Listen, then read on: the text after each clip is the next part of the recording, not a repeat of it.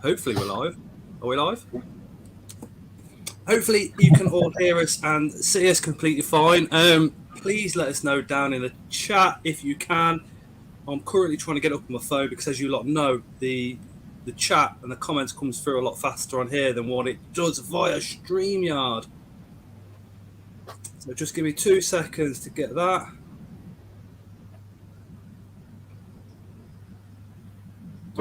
Which is not going to happen, is it? Because it just goes to plonk.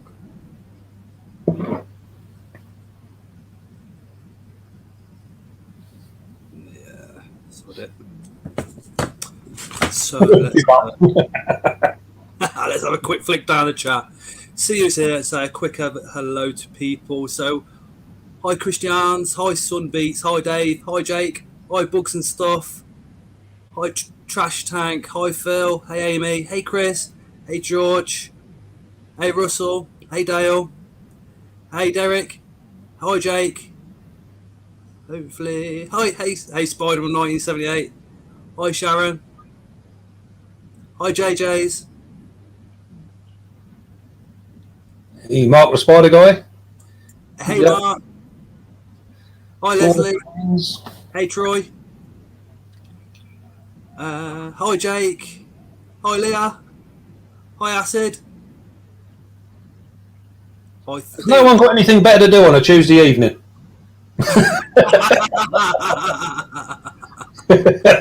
hope I've got everybody. Hi Nana's got bags of inverts and reptiles. Hi Sharon. Hey Callum. Hey Mike. I hope I've got everybody. If I haven't mentioned you, I do apologise.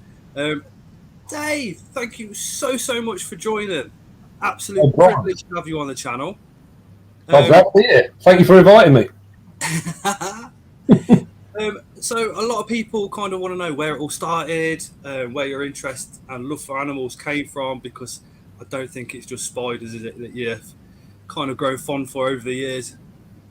No, we played with most things. Yeah, started very early. I was lucky enough. I was born in Kent, in Margate, and some of you oldies in the chat might well remember Dreamland. It's all gone now, but back in the day, that was like one of the biggest amusement parks of its time. And I was lucky enough. I grew up in there as a little kid. In the actual amusement place itself? Yeah, me and my sister used to get sent in there to run around, and because of course everyone knew us and what have you, so it was safe back in them days. You know, you probably wouldn't want to do it today. No. Yeah, they go 10 foot out of your sight and you're panicking, aren't you? But, like you. I mean, Layla's just started big school, and here is just it's just amazing, isn't it? Yeah. Well, you see, back then, everyone used to sort of look out for you and what have you. So us as kids, that was our playground. You know, that's where we played. And outside on the actual main front of Margate, my father run a like a reptile come mini zoo type thing. Okay. So you used to come off the main street down into like a basement, and it was all down in there. And I think when I was probably, I don't know, about 3 years old, and I had a kinkajou as a pet. You know, you never see them anymore, you know. And we had crocodiles down there and all sorts of stuff. Yeah, it was real big stuff. So, but things were different then. You know, we had that was back in the day where you could pick up an exchange and mart and buy yourself a pet lion. You know, it was all this stuff was freely available. What? No DWA licenses needed, nothing like that. Just no, they couldn't spell that back then. They couldn't spell it back then. They didn't know what to do with that sort of stuff. No, you had free access. I mean, it was absolutely incredible. So, I think when we moved from there, we moved down into Bedfordshire, and I sort of grew up pretty much my younger years there, and my interest in snakes and just everything nature-wise. You know, I was always out collecting stuff, and I was that sort of typical kid that had fox cubs under his bed and crows in the morning, you know, in the bedroom and all this sort of stuff. I was all forever sneaking stuff in, and half the time my parents never even knew it was there until it made a racket or it cracked all over the place. And I'd end up getting a bit of a bollock again because my mum was a bit of a house proud person, and yeah, it was normally the smells emanating out of my bedroom that told us something was wrong. So, yeah. I remember being a very young child and sort of trying to smuggle a crab back from the beach, and my parents, they had remember the old Austin Allegros? Yeah. Yeah, they had an Austin Allegro, bright orange.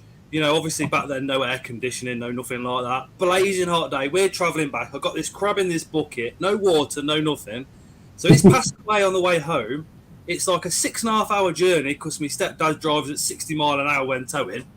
And literally 4 hours into it, it just started smelling and smelling. Oh.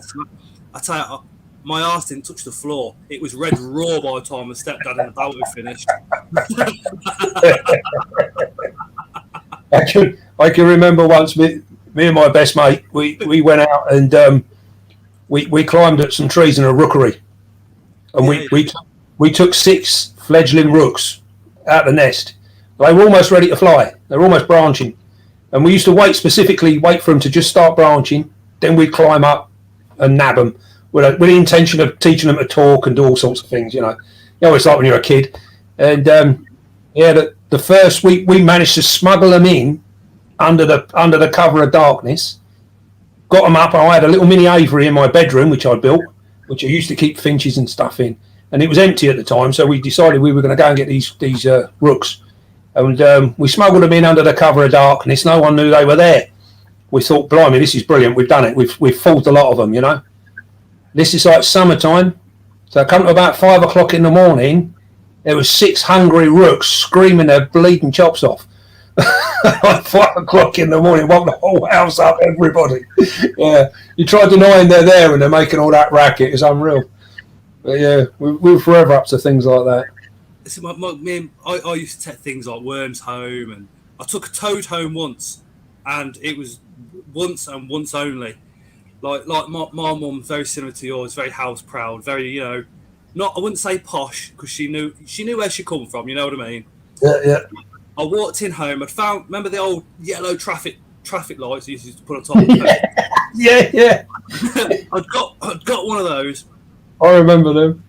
It was completely empty. I got a toad in that, and I've took the top off. Said, "Mum, look at this!" And it's jumped out, and she's ran, and she's jumped onto the dining room dining room tables. I remember back in the day, a dining room table weren't just a dining room table; it was a piece of art.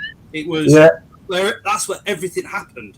And she stood on it, and she's screaming at me to get it out, and I got it out, and I went and put it back, come back, and that was the first and only time my mum ever hit me.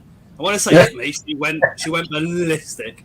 It was the only ever time she ever laid a finger on me. Back in the good old days when discipline was free and easy. Well, me and my mum still talk about it now. I've got a cane toad, so I'll send her a picture on it on Facebook, and she always messages back saying, "Do you want another good idea?" I'm like, no. Those were the days, weren't they? God. Oh, yeah. If you come back, you got a clip round the ear. If you were naughty, you got bowed, didn't you? Yeah. I think half the kids now, if they had our parents, wouldn't last. That's why back in them days, you see, we were much fitter as kids. We were forever running away.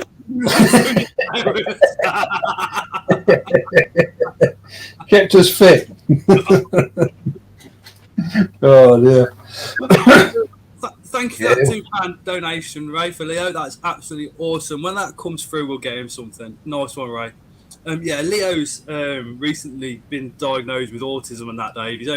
He's only 3. He's had some seizures lately. So what people tend to do to show a bit of support and awareness is that they just drop the odd blue heart down in the comments and stuff like that. It's just so, I'm trying to help to normalise autism. Do you know what I mean? Yeah. We just done Steve Thornton just done a thing because his boy's got autism as well. We done a few bits, and he done some fundraisers and stuff. He managed to do some really good stuff. Yeah, it was really cool. Yeah, ours is 3 autism, and then he has seizures alongside it as well. So Just trying Scary, to normalise it a bit in the community. So because there's not just me, Steve, and I know of a couple of others, but there's a lot more people that are affected by it, especially with their kids. So just want to make people feel a bit more confident when they take their kids to some of the shows and stuff. If one of them's autistic, or if even as an adult they're autistic themselves, you know. Yeah, yeah. But yeah, that's what it's all about. So much love to everybody doing that in the comments right now. Right, yeah. So then, what happened then, Dave? Where did you move with your parents' reptile shop? Literally, I think they basically left all of that. That sort of stayed there, and we moved away, and then just had the odd bits and pieces at home. But you got to remember back then, I think. It's like, I don't know if you like with snakes, like boa constrictors. just a normal common boa constrictor. Wasn't particularly common back then. And we used to get them, order stuff in. A lot of it used to come in from London. But it used to come down by train. So you never had like next day delivery and all that sort of stuff that you get nowadays.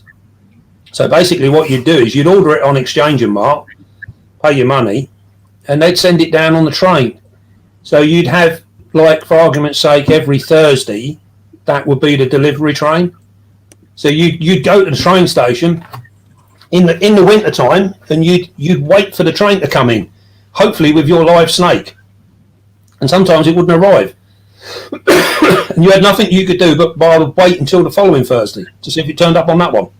Cheers, Christian Spiller. Really nice, really kind of you. Just done a £2 donation. Sorry. Good man. Yeah, so we used to, a lot of stuff used to come in like that, and you used to sort of occasionally you get stuff coming dead and what have you because it's been left in Liverpool or something like that overnight, and it's just too cold. There weren't heat packs and all that sort of stuff back then. You didn't have none of that. So would they keep it warm? Would they just put it on a warm part of the train, fingers crossed, or would they literally just go? Just be stuck in a pillowcase, and if you were lucky, it was put into a polystyrene box, although they weren't particularly common back then either. If you were unlucky, it just went in a pillowcase. And you'd get there, and sometimes, like, if we'd missed a train, it'd come in early, we'd turn up, and you'd see all the boxes out on the platform, and then there'd be a pillowcase on the end, on the cold concrete floor. You think, well, that's got to be my snake, isn't it? And that's how it used to be. Yeah, it was very, very different. And then we started doing that. That was back when I would have been, I don't know, probably 7 or 8, something like that, back then. So, yeah, very, very different. How many years back are we looking at? I'm 54 now. It's taken all that time to develop the heat pack. Yeah, tell me about it. So, looking at what, about 40? Yeah, 40 odd years, yeah. 45 years ago. Yeah. So it has come a long way in the last 45 years, though. Oh, you won't believe it. I think even when I was in my 20s, we used to go to the spider shows like the BTS, things like that. I was at the zoo then, and that was in the early days of like the BTS and stuff. And I think an Indian ornamental, like a regalis, that was a pretty far out spider. That was a special spider. Was that like the T. Caledonia of no? Oh, thank you, Sun Beasts. Yeah, you didn't have the variety you got nowadays. When I look at what's available now, I mean, there's stuff coming up now that I've never heard of, and there's new stuff all the time. And I sort of sit and think to myself, the keepers of today are absolutely spoilt for choice. And availability is just incredible, and also as well the knowledge that's around now. When I started out, I mean, it's a typical thing in the zoo world. You went in as an understudy, and your superiors and the people in charge of you, they wouldn't share their knowledge. The vast majority of them wouldn't pass it down because it's sort of if I tell you what I know, you'll know as much as I do. And then where does that leave me? I can then do your job. Yeah. Yeah. So you get that, don't you? Yeah. Incredible Inverts and other animals in the chat. Phil, he is actually a zookeeper. Oh, cool. So Where is he? To see sort of kind of, you know, what you're saying and what he says. If you want, I can get him to come on with us a bit later on, maybe. Yeah. I can have a good old natter to sort of the differences between now and then. Yeah. The availability of stuff that he's got and how things have changed and what have you. Yeah, he's just said sadly that still happens today. I mean, the information that he's privy to, especially when it comes to UV lighting and stuff like that, is absolutely incredible. But yeah, so you was at the zoo. Yeah. Spent many years there. Doing all sorts of stuff. Oh, excuse me. Yeah, so we literally. When I started there, I went in as a volunteer. Well, not a volunteer, a seasonal staff.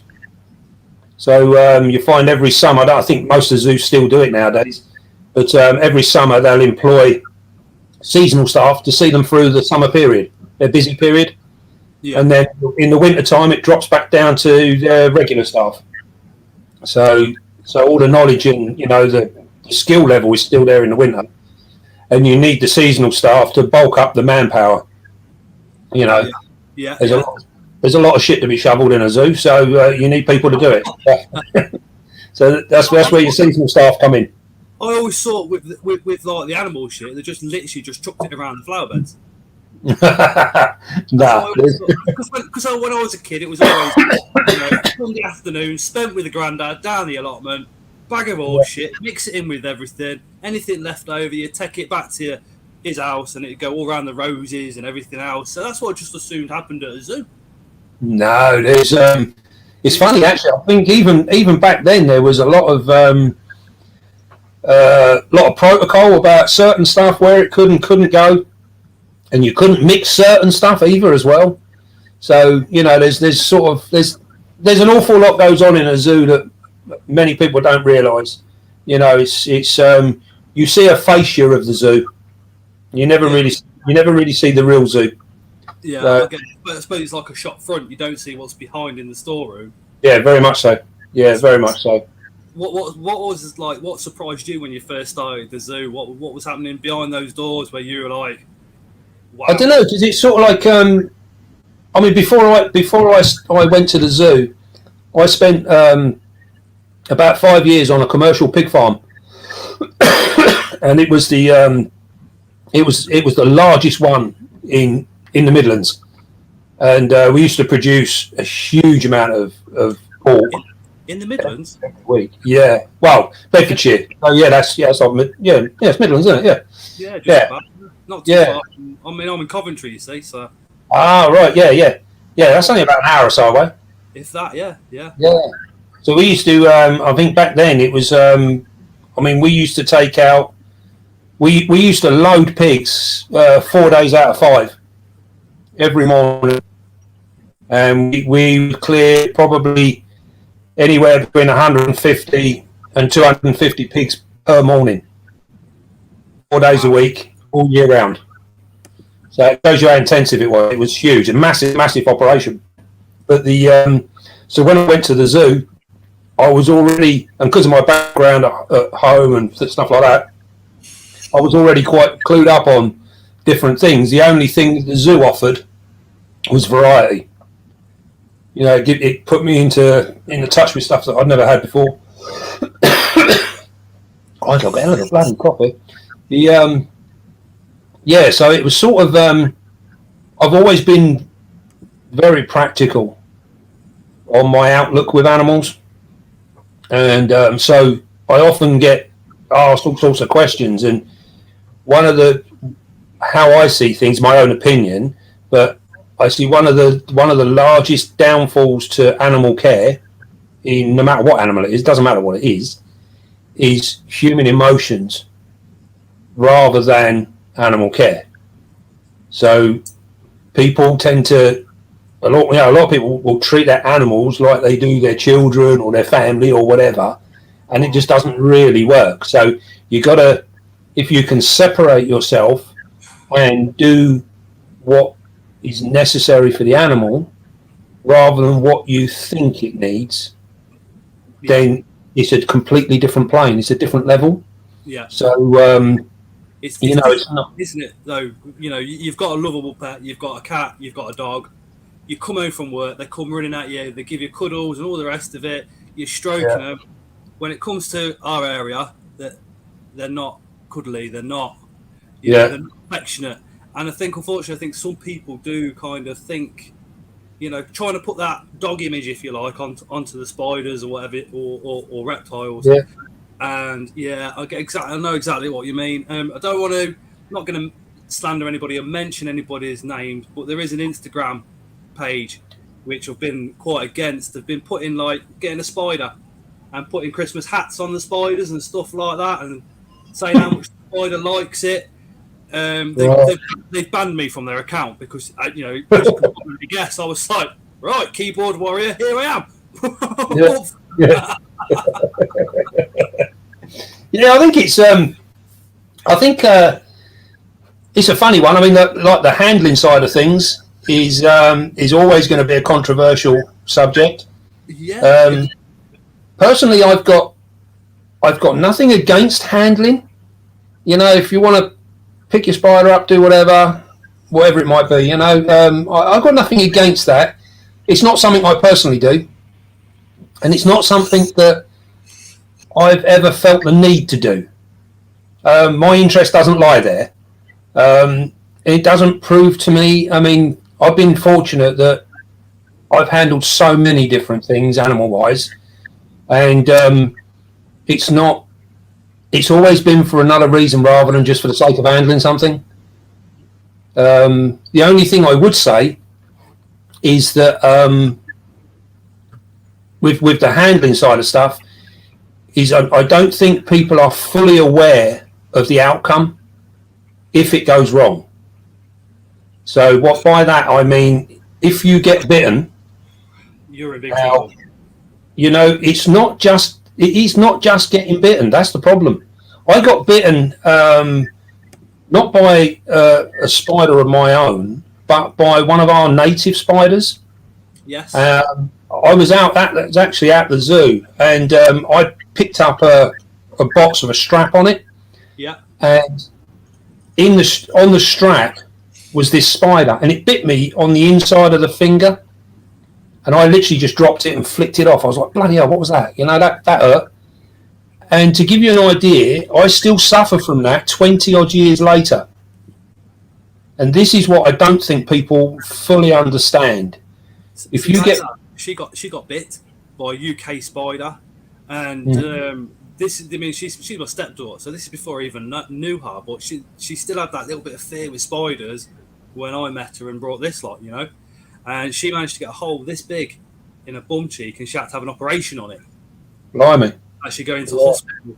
It's scary stuff. Plus, it might just be a new world that carries minimal venom, but and you might not be allergic to anything else in the world, but then that new world with that tiny little bit of venom, you could be allergic to it, and then you could be in serious problems. I mean, it's also I don't handling like yourself. I do it. I have done it, and I will do it like with new worlds on rehousing, just for my personal benefit only. Do you know what I mean? Mm-hmm. It is very selfish of myself to do it, but I wouldn't advise anybody else handle either. But it's always going to be one of them subjects, isn't it, Dave? Yeah, definitely. Yeah, I think I just sort of feel that most people don't fully understand the implications of a bite. And the chances are, I mean, it happens the same with venomous snakes. You get bitten, and you can get sorted out, and you can go to hospital, and you can get it all done and dusted. A year down the line, it doesn't even look like you've been bitten. 10 years down the line, you'll still suffer in pain. Yeah. Because it's not a 5-minute fix. You might get cosmetically be fine, but the actual damage done can last an awful lot longer. I mean, I got grabbed by a large reticulated python years back, a long time ago. She was about 19 foot, and it was my own stupidity. I had her in my room, and she was in like a a massive big unit, Viv, that was on top of a box, in a bedroom. Yeah. And I went in there, just got out of bed, stark naked on the way to the loo, and I thought to myself, blimey, I've still got them turkeys out for the snakes. So I skipped the loo, went straight into my snake room. Mine have mice, and that's it. They don't even have small rats, and you're on about feeding a turkey to one of them. I had 3 of them, and they were all on full-grown turkeys. Wow. And I picked this turkey up, slid the door back, shoved it in there, and she struck it straight away. But she glanced down the side of it, and then the next solid thing she met was my hand around its feet. And she grabbed my hand and yanked me in. And to give you an idea, because of the weight of these snakes and the size of them, the only thing that would hold them once they were perched up was like 5-inch fence posts. That's what I used for them to sit on because they were too big and heavy. Yeah, and she gripped on there and she just pulled me in. And it took me about half an hour to get her off me. We had a right old tussle on the floor, and she ended up wrapped around my legs and everything. It was a pretty dodgy moment. But the problem is where she kept changing her grip in my hand. I don't know if you know, but you got all between your joints in your hands, you've got sacs of fluid, which are there to cushion you so you can use your hand and grip and everything. Well, most of them sacs in my hand and my fingers all got burst. And I still suffer today with that. So although that was probably get on for 30 years ago, and I still suffer today. Now, I never would have dreamed back then if someone said, you're going to be suffering in your 50s, I'd have told them to shut up and go and take a jump. I feel fine. The cuts have all healed. Perfect. I'm good as gold, But here I am, still suffering. And this is what I don't think people understand when you see them holding a Metallica or whatever it might be. You're not impressing anybody. And it might just happen that you end up in a serious, state. I mean, the area of, I work in hydraulics, so injection injuries, we're told about them, we have to study them, we have to go over and over and over them. Now, they treat an injection injury the same way, Sidex, the same way that they do a snake bite. And I've seen the operation, which is where somebody's been bit, they've got venom pumped into them, and they cut them in a zigzag from here to here. Mm. And they're going to do the same thing from something like from a pokey or, another venomous spider, aren't they? They're gonna want to extract that venom.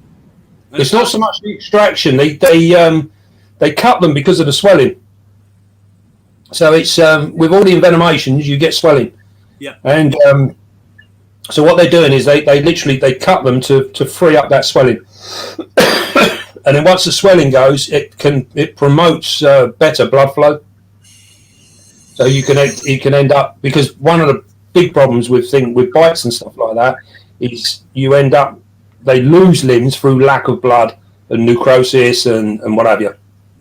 So it's a whole myriad of things that cause the problem, and of course everything that they do is designed to try and alleviate every single stage as it goes.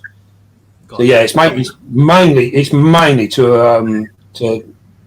allow more free fluid, more blood flow, and to take away that swelling, because the swelling is absolutely agonising. So we got told with the injection injuries as well, a lot of hospitals aren't even geared up for it. So they're almost guessing, educated guess, obviously, because the nurses and that do amazing jobs. But it's an injury that they're not going to see on a daily basis or even a monthly basis. So when they come across it, they are like a little bit hesitant before they act like. We are going to do a few questions a bit later on, but Happy Ant, he did a £4.49 donation. He wanted to know, so I can't ignore that one really. He's a massive supporter. He's a lovely guy, Callum is. He wants to know if you've ever kept any ants. Ants? Yeah, he's mad on ants. Mad. Yes. It's funny you should say that, because when I was at the zoo, I used to look after a really large colony of leafcutter ants, and we had them all go through a big exhibit.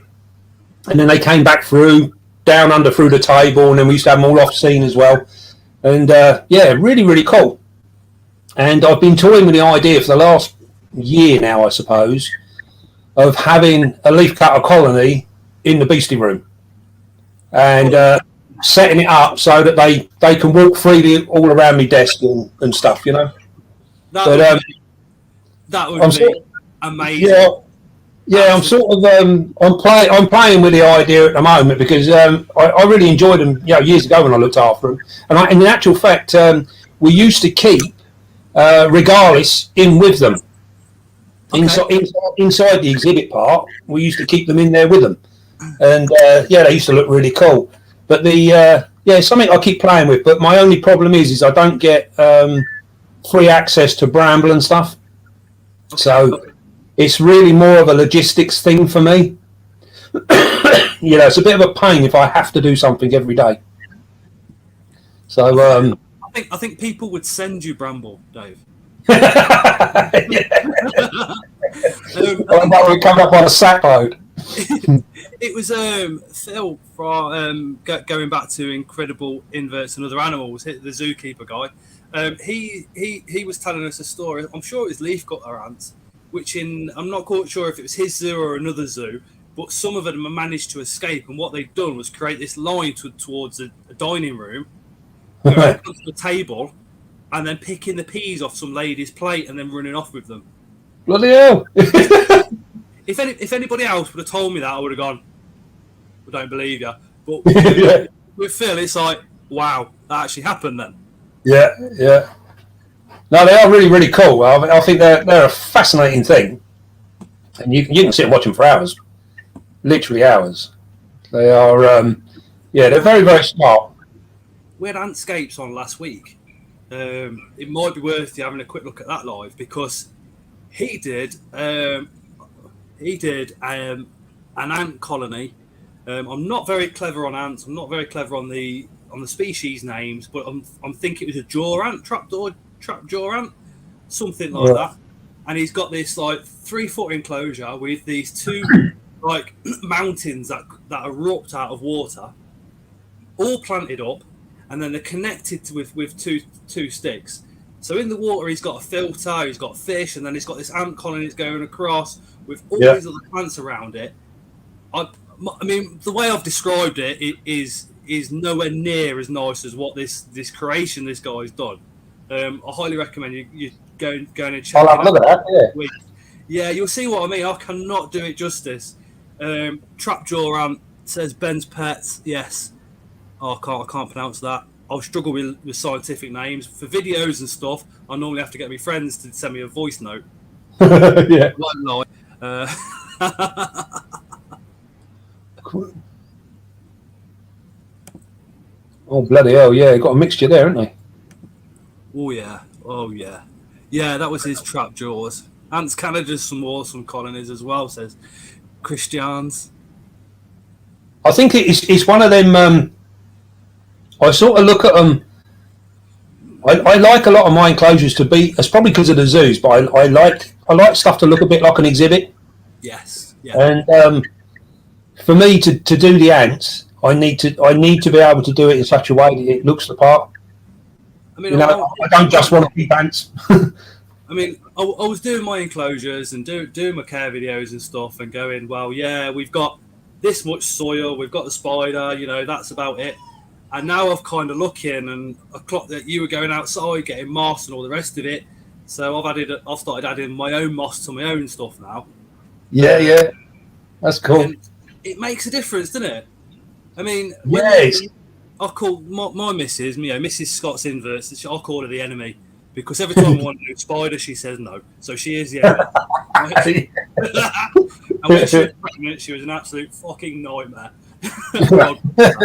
But yeah, I call her the enemy. And having enclosures where, especially like the morning geckos, all right, it's bioactive. That bioactive word is always like the in word, isn't it? But when you've got plants and that grown in there, and you've got some greenery, and you've got some reds, and you've got some other colours, the other half kind of goes, that's quite nice. Yeah, that's it. It helps, doesn't it? Yeah. Yeah, you definitely. I think anything that's pleasing to the eye is got to be a bonus, isn't it? Yeah, yeah. You know. I think the collecting stuff from the wild is that caused a bit of a stink, and I think there's still a lot of people that still don't trust it. You know. I mean, I'll openly tell you, Dave, you're a naughty boy. Apologies, but you know, you go off and you'll get loads from the same spot. I'll go and I'll get little bits from here, there, and everywhere. Do you know what I mean? Yeah, yeah. Oh yeah, I got the places I go are huge, absolutely huge. So it's sort of I'm lucky that I've got access to a lot of stuff. So when you're going and you're getting quite a lot from the same area, in contrast to how much is there, it's not actually that much then. Oh crikey, no, it's like a postage stamp. Actually, like a postage stamp. Because I mean, the problem is when a lot of people see a video, they only see that one tiny little section, don't they? Yeah. And then that's it. They don't see the rest of it. So. What do you think on the Mossum video that I done? That place where I got that moss from, I could have easily filled an Arctic lorry. Easily. I mean, it's just everywhere, and it's sort of. I find it quite difficult sometimes when people say to me, "I go, I can't find any." I'm like, "You have got to be kidding me! It's everywhere. It is literally everywhere. Literally If you can't find sphagnum moss, then you can find the normal squash moss, literally in gutters and on route everywhere. Yeah. I mean, we're quite lucky. We've got a bit of a garden. So at the end of the garden, at the summertime, I decided, right, that end piece, I'm just going to leave it to go completely wild. Let it go absolutely overgrown. See what's down there. Take Layla down there. I kept it all off YouTube and Facebook and stuff like that. So, you know, we had our own little thing going on down there. We found garden spiders. We found all sorts. A hell of a lot of stone centipedes. But what I found was, towards the end of the summer, it was like, right, yeah, okay, I'll cut it back so it can spring back up again next year. And I cut it back. 3 months, well, not 3 months, so about 3 weeks later, I'll just grab some out of this enclosure because I put some in. I found tons of sphagnum moss growing around the base of the old stinging nettles. Yeah, oh yeah. It's not even on the ground. It's literally off the ground by about this much and growing. And I was just able to roll it up, straight in, the job done. Oh yeah, it's all out there. You know, you just got to go and have a look, really. And but I find the best places is like you got the forestry plantations, and I mean they're all over the place. They're everywhere. But you got to find them with the right density of trees. So you want them to be reasonably dense, but still plenty of light within the forest, and then you'll get the moss. But if you go to one that's nothing on the floor at all. If you go to them too open, then you get the opposite. It doesn't stay damp enough, so you get none either. So it's just trying to find that right sort of thing. I'm pretty lucky. I mean, I work on building sites, new building sites. Working out factories and all sorts, doing all the hydraulic repairs to forklifts, diggers, and all sorts.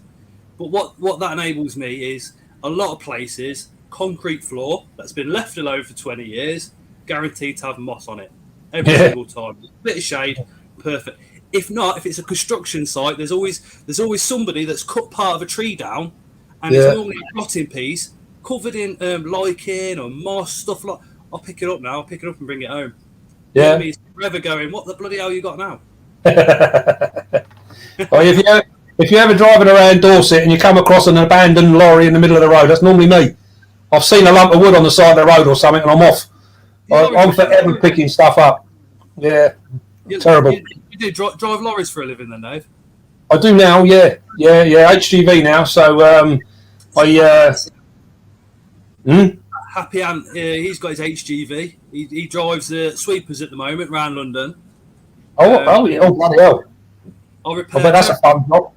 Do you know all the hydraulics on your lorries? So your tail lifts, your cranes. Yeah. Yeah, that's what I do. That's why I come along and fix those. Ah, small world. It is. Yeah. Yeah, I'll PM you who I work for after. You'll be like, yeah, I know them. Yeah. So right, so where were we in the life of Dave? We were about halfway through the zoo, weren't we? Oh yeah. Yeah. What was we on? Yeah, I've done a bit of everything really. I was quite heavily into falconry. I spent probably, I don't know, 10, 15 years. Used to fly my own birds and used to do public demonstrations and all that sort of stuff. Wow. And then, wow. And then mainly, I think probably maybe half, maybe 2/3 of my zoo work was animal training. So we used to do all different sorts of things. What did you train? Yeah, pretty much everything. Primarily elephants, and then I used to do a lot of work with chimps. So I had a hand reared chimp at home for I don't know, about 6 months or so. Focus of inverts and other animals. Lizzie, I know her really, really well. She's not old; she's a mature lady. She's absolutely adorable. But she had a chimp back in the '60s. Oh yeah. That would have been back in the days when you could have bought one. Yeah, she did. Yeah, she just went and bought one.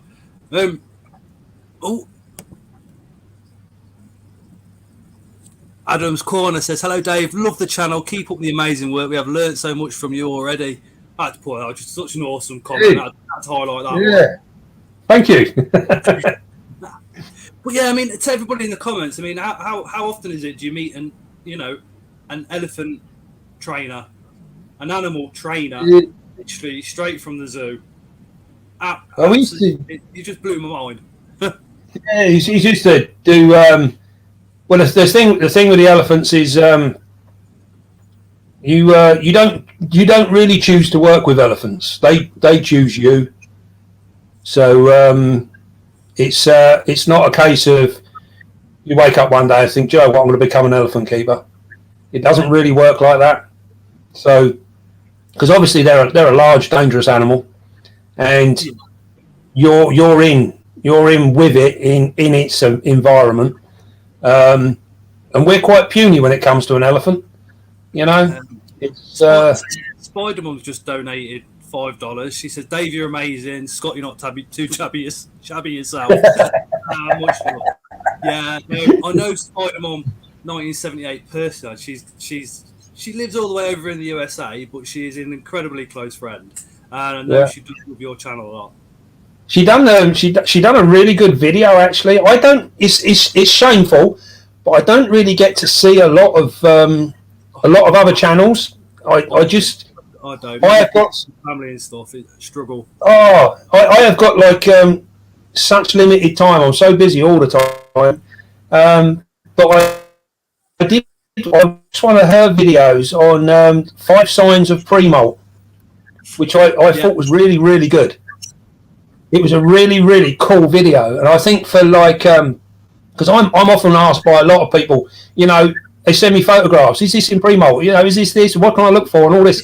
And there's so many people that ask these questions, and I actually I can't think what it was. I think I had a barrage of them at one point, and I thought to myself, maybe I should do a video.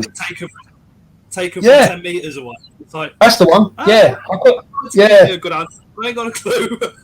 Yeah. Half the time I sort of sit there and think, is that a spider or a sparrow? I'm not sure. It's, it's a bit awkward. But yeah, I sort of, I did actually think to myself, I might do a video. So quite often what I will do is if I get an idea for a video, I'll quite often have a look to see if there has been a video, you know.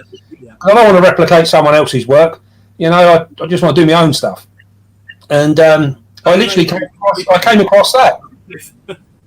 Yeah, I literally came across that, and I sat and watched it, and I was like, do you know what? She's answered all the bloody questions, really. You know, so it was perfect. Yeah. She's an amazing lady. She is an absolutely amazing lady. Like I said, very, very proud to have that woman as a close friend. Yeah, no, it's lovely. It's lovely. Awesome. I think she's on 700 subscribers at the moment. Yeah, yeah.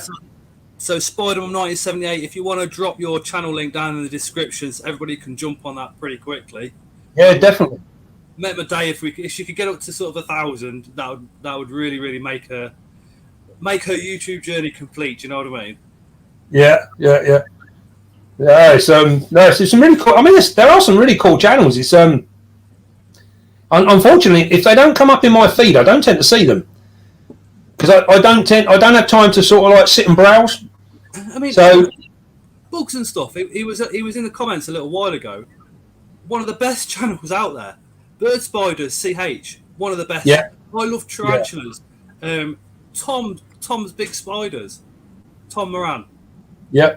Some of the yourself as well. Some of the most knowledgeable men on YouTube putting out amazing content. Sorry, and you guys should be literally past exotics there. You should literally be on millions and getting all that care information, and with I love tarantulas and bird spiders, they go out to where the spiders actually live. Yeah. And they're overlooked by so many people, but they're absolutely incredible. Basin 79, there's another absolutely incredible channel. I used to watch actually Basin. Was it Basin 79? Who was that other one? Who's that American kid? Tom Moran. No. Oh, crikey! I've forgotten his bloody name. Between you and Tom, there's not much knowledge that you guys don't know between you. Do you know what? It's a really dodgy sort of thing. Are you thinking Tarantula Collective? No, not Richard. No. Cheers, Acid. Thank you so much. Reptile Invasion says, "Here's to Spider-Man 1978 and the rest of the Invert crew." Nice one. I can't think of his name. When someone will mention him, and I'll be like, "That's him." Is it John, and some numbers? John and some numbers. Is it John 76 or something like that? Come on, help us out in the comments. American kiddie. He's his other channel is grass cutting, I think. I can't think of his bloody name. But I used to watch him a lot years ago, and I think he's still sort of going, and he used to come up with some knowledgeable stuff and do some good videos. I think the Tarantula Guy 1976. Is that the one? His name is John. Jon and a number. I can't think of it. 3800. Something like that. Yeah. Something like that. That does all the protein shakes as well. Oh, I don't know. I haven't watched him for a long time, but I used to watch him a lot. I think I know. Yes. He used to do everything in his bedroom. And he used to put a big blackboard up with all the information on it, all that sort of stuff. Yeah, John 3800. That's him. Peter Webster just put him up. Oh, Royal Hazard sent 199 super sticker. That is absolutely awesome. Yeah, Peter Webster, he goes back a long time with spiders as well, so he'll certainly know. I met him for the first time at the the Kettering show, I think. It's recently awesome. Just gone. He's awesome. I've had the privilege of sort of going to see him and Mark the Spider Guy at Peter's. Took the family, and I've never ever had such a welcome in my life. It's the most inviting family I've ever come in contact with. So welcoming. Literally, we drove up from Coventry, cup of tea straight away. Lovely. Is a invertarium, where he keeps all his, where he kept all his inverts. He's now swapping over to reptiles and scorpions. It was absolutely incredible, just absolutely rammed with everything. Like I said, his whole family were just so welcoming. It's funny though, isn't it? I don't know if you noticed. I've only been to what show? I done the Kettering show and Bristol. Yeah, they're the only two I've been to. I'm going to the Brighton one at the weekend. This Sunday coming. I shall be going there. I've got a few bits to pick up. But it's overwhelming just how friendly everyone is, and I don't think a lot of people on the outside don't appreciate just how how friendly everyone really is. You know, it's been really cool. I've had a great time there. I mean, I always enjoyed the shows anyway, but nowadays it's just mind-boggling. It's amazing. You're going to go into the northern one. Which is that one?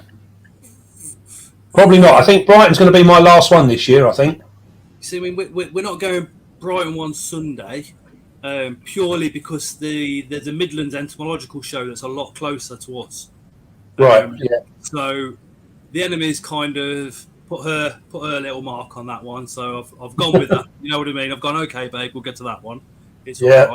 It's close to Christmas, so I get the excuse of, well, I'm getting myself a Christmas present, ain't I? You know? Yeah. Small sacrifices. Happy boy, life. Yeah. So that's it. Wants to go to, that's where we're going. Yeah, that's it. Yeah, yeah. No, it's really cool. Webster says. Halifax, oh bloody hell. Yeah. The Midlands show, I think, is the 5th of December. Right. The other one that I used to really like was the Kempton show. That used to be at Kempton Racecourse. Yeah. But I think they've stopped that now. I think there was a bit of trouble about the antis, and they didn't like it being held at racecourse. And I think the racecourse caved in. You see, I mean, I won't lie. I mean, when I was a teenager, all the drugs and all the rest of it, you know, I was a naughty boy, and I kind of got into the grunge scene, and then I got into the hippie scene. So a lot of my friends had dreadlocks and, you know, do funny dances and all the rest of the crap, and they were all into their animal rights and all this, that, and t'other. But it was at the same time they released all those, was it skinks from out of Huntington Life Sciences? All right. All the non-native animals released into the UK wild. I was thinking, hold on a minute, you know, these are going to eat everything that you're trying to protect. How does that work? Yeah, they done that back in the 80s in Bedfordshire. They broke into a couple of mink farms. That's it. It was minks, yeah. Yeah, mink farms, and they released them all. And I mean, the ecosystem is still suffering from the impact from that today. You know, I've got friends that are within the industry and that is now become their primary job is controlling the mink. You know, and that is all down to a little bit like we were saying before. You know, you can't put human emotions into animal. You know, it's all right. It's all right having an opinion, and I accept anybody's opinion. You know, everyone's entitled, and I'd never try and shut someone down if that's what they think. It's I'll always try and, if I can, educate them. If I think that they're coming from the wrong angle, I will try and show a different angle. But I mean, everyone's entitled to their own thing, but it gets out of control when the facts don't support the actions. You know, and it can become very, very dangerous. I think they've done a similar sort of thing with beagles. You know, there's places where they got all these beagles out, and half of them were left roaming around the countryside. You know, and it's like, really, yeah, it just doesn't make any sense. If you want to make a stand and, you know, be heard, there's better ways of doing it. Dale says, I mean, Dale Strong in the comments again, he's a very, very good friend of mine. He says he does pest control, and he says he gets nothing but problems with the activists. But T-Reps, Dave, says, great live. He's met Dave twice at the shows, great guy and so knowledgeable. So everybody, Dave, that's been chatting to me going, I can't believe Dave's coming on your live. He's so knowledgeable, such a nice guy. Oh, that's good to hear. Thank you, guys. And everybody's also said, like, how you stay away from any trouble on Facebook, any arguments, anything like that. You just go, I'm friends with everybody. That's it. Yeah, I try and I do, to be honest. I do try and stay out of the grief side, because I find an awful lot of it is like just totally unnecessary, and And I think a lot of it stems from people having very strong opinions. And, you know, it's like I do what I do because it's what I've learned over years, and it's proved itself to me that it works. So I'm quite happy to try and share that with other people. It doesn't necessarily mean you've got to agree with everything I say and do. You know, you're always going to get somebody, Dave, that looks and goes, "What's that in the back of your video? That's only got this much substrate." Yeah, yeah. You know, Oh yeah. Everybody has got, when people have got like over 20 spiders, I can guarantee every single collection's got at least one spider that needs rehousing because it's not been done yet, or it's not quite on enough substrate. But the point is, you know, it will get looked at. It does get changed, doesn't it? You know. I think it's I got a bit of a bashing actually for my fossorial spiders. Yeah, I did hear. Yeah. Some time back now, and we went on for a couple of days, you know, backwards and forwards and all through the thing, and it's like the problem is you've got, how I always look at things is that most things you can do logically, you know, and just because you've got something that lives in the wild 4 foot underground, it doesn't mean it needs to be 4 foot underground in your bedroom. Yeah, you know, temperatures are different, aren't they? Everything. If you've got the blazing sun coming down, it's digging down 4 foot to escape that temperature zone. Yeah. So what you need to the way I see it is what you got to look at is not so much that you need to have X amount of substrate. Look at it at a different angle, that making your spider feel secure and comfortable is the priority. Now, he gets most of that security in the wild from 4 foot underground. If you can provide that in a different way, you won't need 4 foot of substrate. Yeah?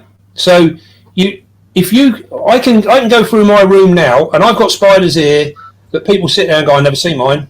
Mine are all out now. They're all out. They're all sitting out. Now, that's not because I'm doing anything amazing. It's just that I look at my spiders and I understand that if that spider feels comfortable, it will venture out.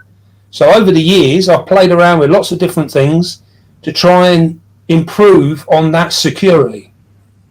And that's what it's all about. So to understand the behavior of something, you need to get it as a natural behaving way as possible. And you won't get that if it feels threatened. So I mean, what quite a few of us are doing. I think we're all doing it in different ways. You've got your beastie blackout cards, haven't you? Yeah.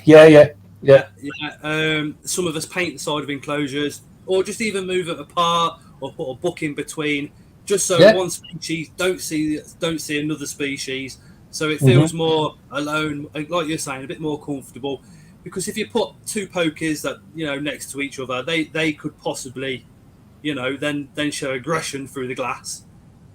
Yeah. And then go and hide. Whereas if they can't see each other, you know, they're going to come out more. You're going to might be able to see them more often. But I think if you keep them, I found with mine, if you keep them more in the dark than what you do with the light, they come out more. Yeah.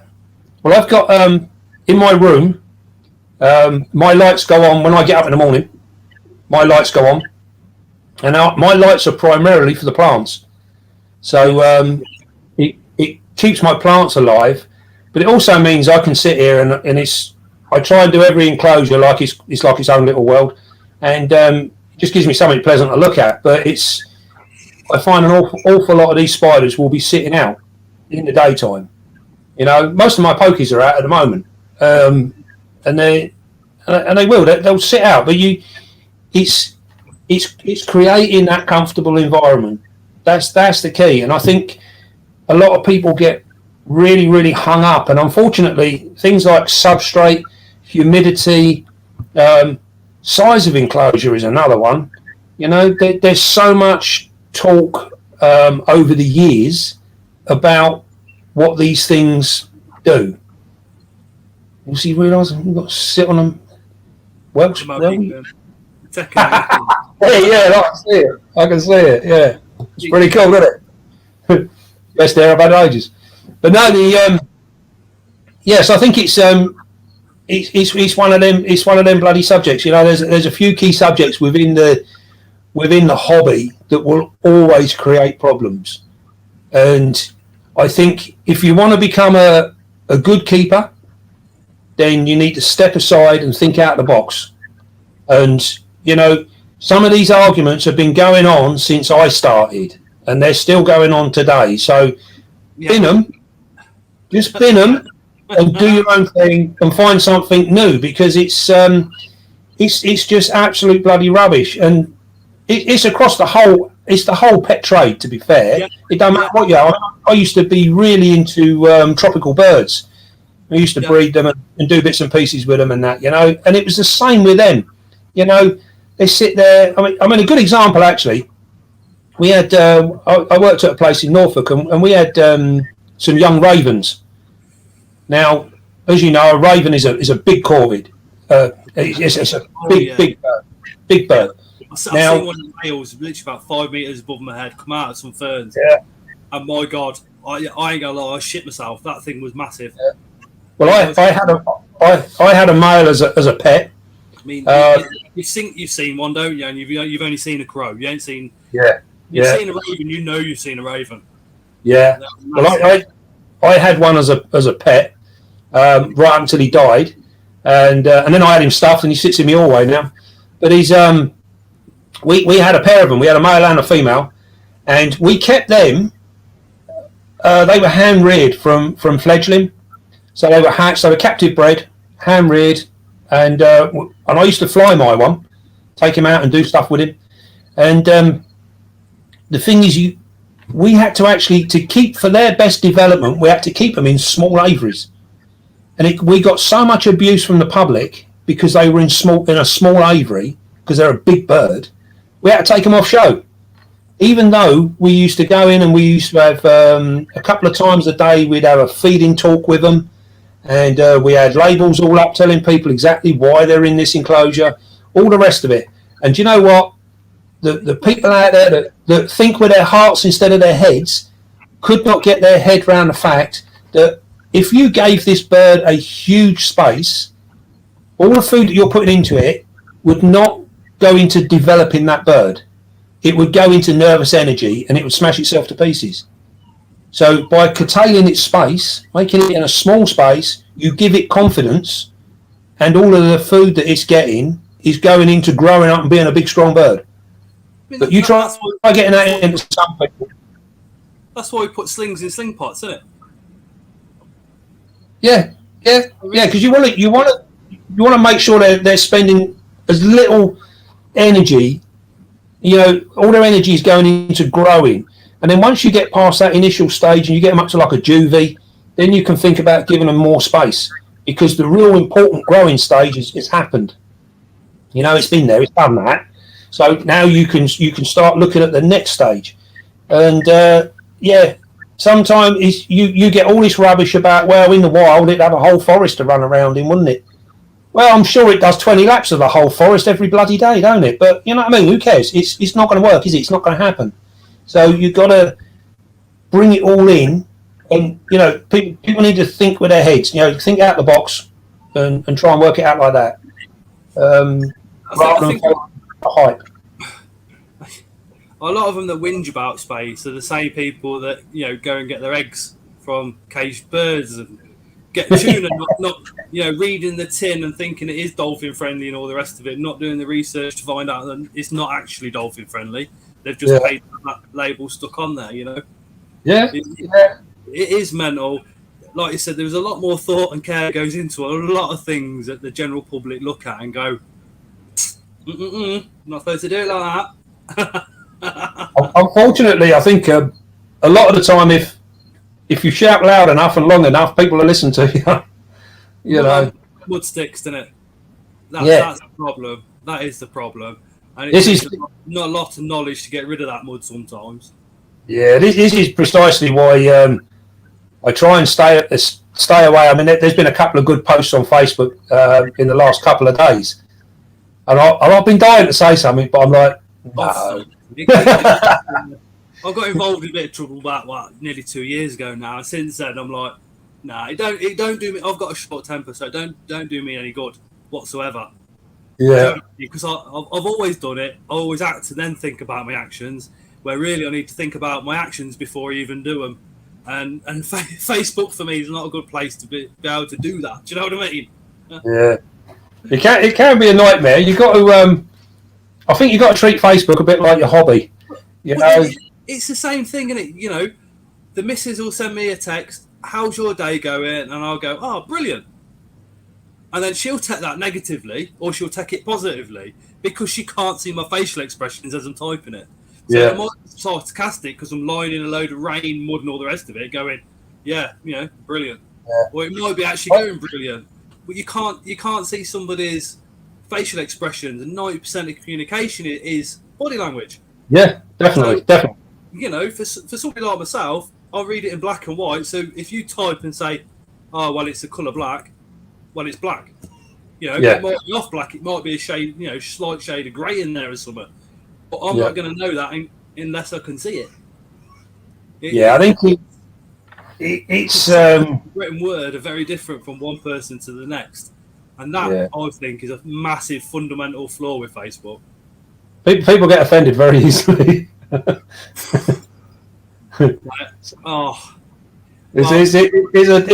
a dodgy thing, and I think the do you know what? I think you should look at it with it's the same with a hobby. All the different things in the hobby that people get upset about and comment on. I always think to myself, if you've got a decent argument, then I'll listen to you. Put it over as a debate, not an argument. Yeah.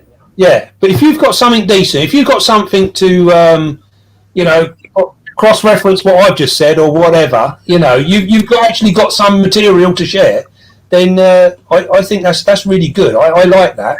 But I'm not keen on this sort of, well, every idiot knows you should have 10 inches of substrate. And that's all they say now for the next hour. And you're just sort of like, well, yeah, what can I say? Orb weavers, it's always the same. I've recently done a video on one because everybody on YouTube, you got to have it free roaming, has to be free roaming, got to be free roaming. The only way you keep it is free roaming. So, well, I've got a large sticking set closure mesh one. Oh, cool! Yeah, and I've got mine in that, and it's doing completely fine. Perfect. Yeah, but then the next it's free roaming. It's got to be free roaming. It's like, well, no, my assassin bugs. I've got mine in bioactive enclosure with plants. It gets sprayed daily. I'm going against all the rules. I watched that. Yeah, they're doing amazing. I'm getting babies off them now. They're actually now. I've got more than what I thought I had. It's mental, but like you don't know until you have a play sometimes. No, I saw your video on the assassin bugs, and I think I might have commented on it. That you did. I was really surprised because it just goes to show, doesn't it? I set up a very similar sort of system to what you had done. Yeah. Failed drastically, dismally. I was losing them, and I was like banging my head against the wall. I couldn't work out what was going on. So then I changed it, and I've done them completely dry. That didn't work either, and I still couldn't breed them. And I went backwards and forwards like that for, I don't know, probably a bloody year. And to the point in the end, I thought, you know what, maybe these just ain't for me. And that annoys me because I do like a challenge. That I love to breed things. And in the end, I'll set you a challenge to do a bioactive assassin build. Yeah, I might have to do one now I've seen yours. I reckon you'd smash it. Yeah, well, I ended up, I saw Steve Thornton done a video. Yeah. And I watched his, and I was like, the bloody hell are these doing it? I've done mine exactly the same as his. Why is his working and mine ain't, And I got chatting with him, and we sort of like went through it all, and he said to me, right, do this, do that, and all the rest of it. I was like, righto. So I ripped mine out. I went from arboreal to terrestrial, and I done it exactly like he done his, and it was deadly quiet. There was nothing going on, and I was like, bloody hell, Still ain't working. And then all of a sudden, bang, that was it. They kicked off. And then I couldn't stop them. And I ended up with more than I knew what to bloody do with. That's what happened with mine. I was thinking, well, bioactives failed. There's nothing going on, but they've been laying eggs, which I didn't know about. And then suddenly they all pop open. It's like, oh, it's working then. do you know the most embarrassing thing was years ago, back in the zoos, we used to breed our own locusts and crickets. Yeah. And we used to do the house crickets and the field crickets. And we used to have tanks full of them, and we used to do them all. And it never actually occurred to me that maybe these assassins could do with laying in a damp pot. Yeah. And when it all clicked and Steve said about it, I sat in my room, and I often do when something's bugging me, I just sort of sit here and just mull it out. And I sit on my own and kick myself and pinch myself a bit. And I sat there and you bloody idiot, you was doing this 30 years ago. How could you forget that? You know? And it was a simple thing. But I got too involved in it, and all sense had gone out the window. But yeah, it was a bit of a funny old thing. But yeah, you can get stumped. It don't matter how long you've been doing it. I mean, I knew that you sprayed a bit of the corner of your enclosure, whether it would be sand there or soil. That's where they'd lay their eggs. So I was kind of thinking, well, damp spot. And I was thinking, well, if they lay eggs there, then surely a humid enclosure is going to be what they need. And I thought, you know what, I'll just try it. I'll just go with it. Let's see what happens. And then I was thinking, hold on, a damp spot in Africa. When's that happen? Rainy season.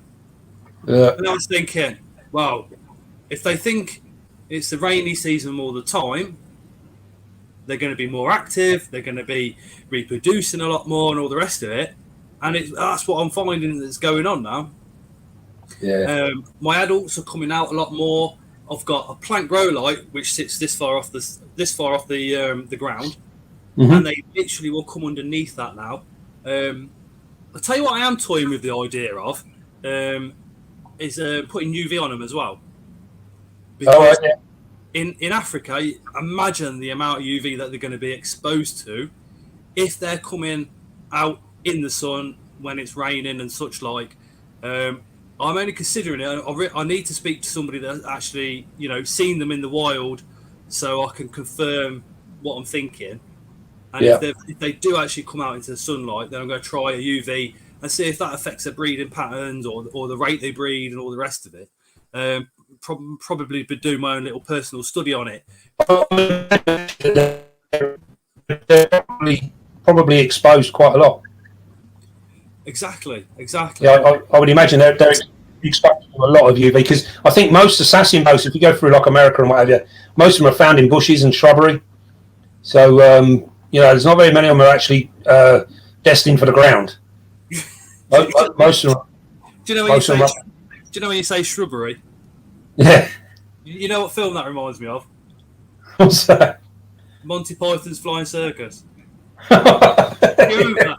We demand a shrubbery. Shrubbery. So you don't see that comedy now, would you? Oh, bloody hell, yeah, that wouldn't happen. Oh. What's this one with Robbie here? He's rehousing a breeding pair of gigas. They're the orange tree spiders, aren't they, if I remember right? Yeah.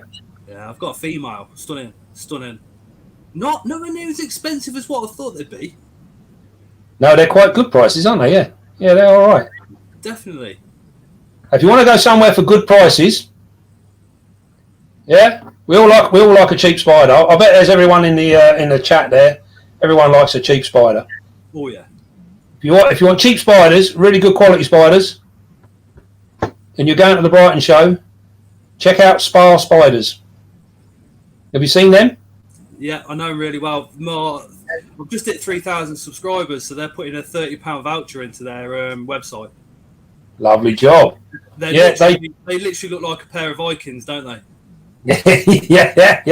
They are actually a couple of really, really lovely guys, and their spiders. Their spiders are spot on. There's not too many people. There's a few different spider sellers that I like. Any of the others I won't mention because I just don't like them so much. But but yeah, they're one of the ones I've always been impressed with. Whatever they've had, they're really nice. I always get in trouble for the ones I like because one of them is one of the most controversial sellers out there, which is CFTN. Yeah, people have had. Well, I'll be honest with you. I've never had any trouble at all with them. I think they'd even admit themselves a couple of years ago. Rad's English wasn't brilliant, and that's where his problem was. Now, it's like, I mean, I've messaged him in Polish, and he's told me, "Don't message me in Polish, you English bastard. I'm trying to learn." And that's when he comes back. I'm like, okay. So I'll talk to him in English, like, and he's like, "That's better." Yeah, I'm actually. I should be going to see him at the Brighton show. Actually, yeah, I've got a few bits for him, but no, I think they do some cool stuff, and they have some cool spiders. I think it's they're sponsoring my 3K giveaway. They've put a £75 mystery box in. Oh, lovely job! Which I was like, rad, wow, just wow. Yeah, that's the sort of thing, though, isn't it? It's, you know what I mean? It's cool. It's I think there's many of them. I think unfortunately, do you know what? A lot of the trouble really starts is the sale of slings, and you know there is no guarantee with a sling. It don't matter where you get it from. You know, it can be perfectly fine. I've got a problem with people selling tiny slings like this size.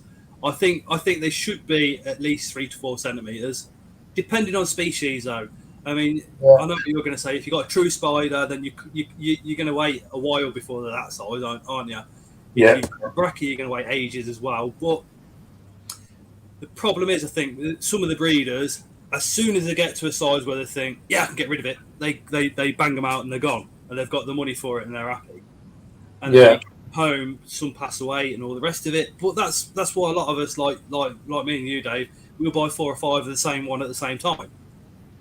Because yeah, you got to almost guaranteed a male and female, and you're allowing for maybe a death or two as well, because it happens, doesn't it? Oh, the mortality rate in an egg sac is really, really high in the wild. If you think, you know, if you've got say 200 babies in an egg sac, the chances of much more than about 10 or 15% of them reaching maturity is pretty slim. You know, it's like this. I mean, humans have babies, obviously. 8 times out of 10, you know, we have one child at a time, because you know the mortality rate's really, really low on a human child. Yeah. So if you put that theory onto spiders have, like you're saying, 200 to 1,000. That means there's going to be an extremely high mortality rate due to the fact that conditions, predators, all the rest of it. But they're making so many babies in the chance that a few are going to make it through. Yeah, it's going to be always like that. What's that? I think tiny slings are okay for experienced keepers. He's hit the nail on the head. Yeah, I think it's bugs and stuff. I think, unfortunately, with the slings, is you got there is such variety. There really is, and I think also as well it comes to cost as well, because quite often the more you pay for something, the more you worry about it, which can have a disastrous effect as well. You know, I think. I mean, my Celadonias, when I bought my Celadonias, I had 5 of them, and I lost 3 before I cracked them. And that was all because I followed what everyone else was telling me. And, you know, I mean, when I first got them, they were like, you know, keep them really humid, this, that, and the other. And I'm like, I'm not, what's the word? I can't think of the bloody word I'm thinking of now. But I understand humidity. You know, most of my stuff likes humidity. And the humidity video you did about a year ago? Yeah. And sorry, my vape all over the place. But yeah, that's when the penny really dropped for me in humidity, because at the time I was thinking, wow, you get one of these and just spray it, and that's your humidity. But you Yeah, don't realise that you spray with this and it's gone in about 10 minutes. yeah. It's not There's a massive difference in being humid and being wet, and it's something I'm constantly trying to reevaluate all the time when I do my videos.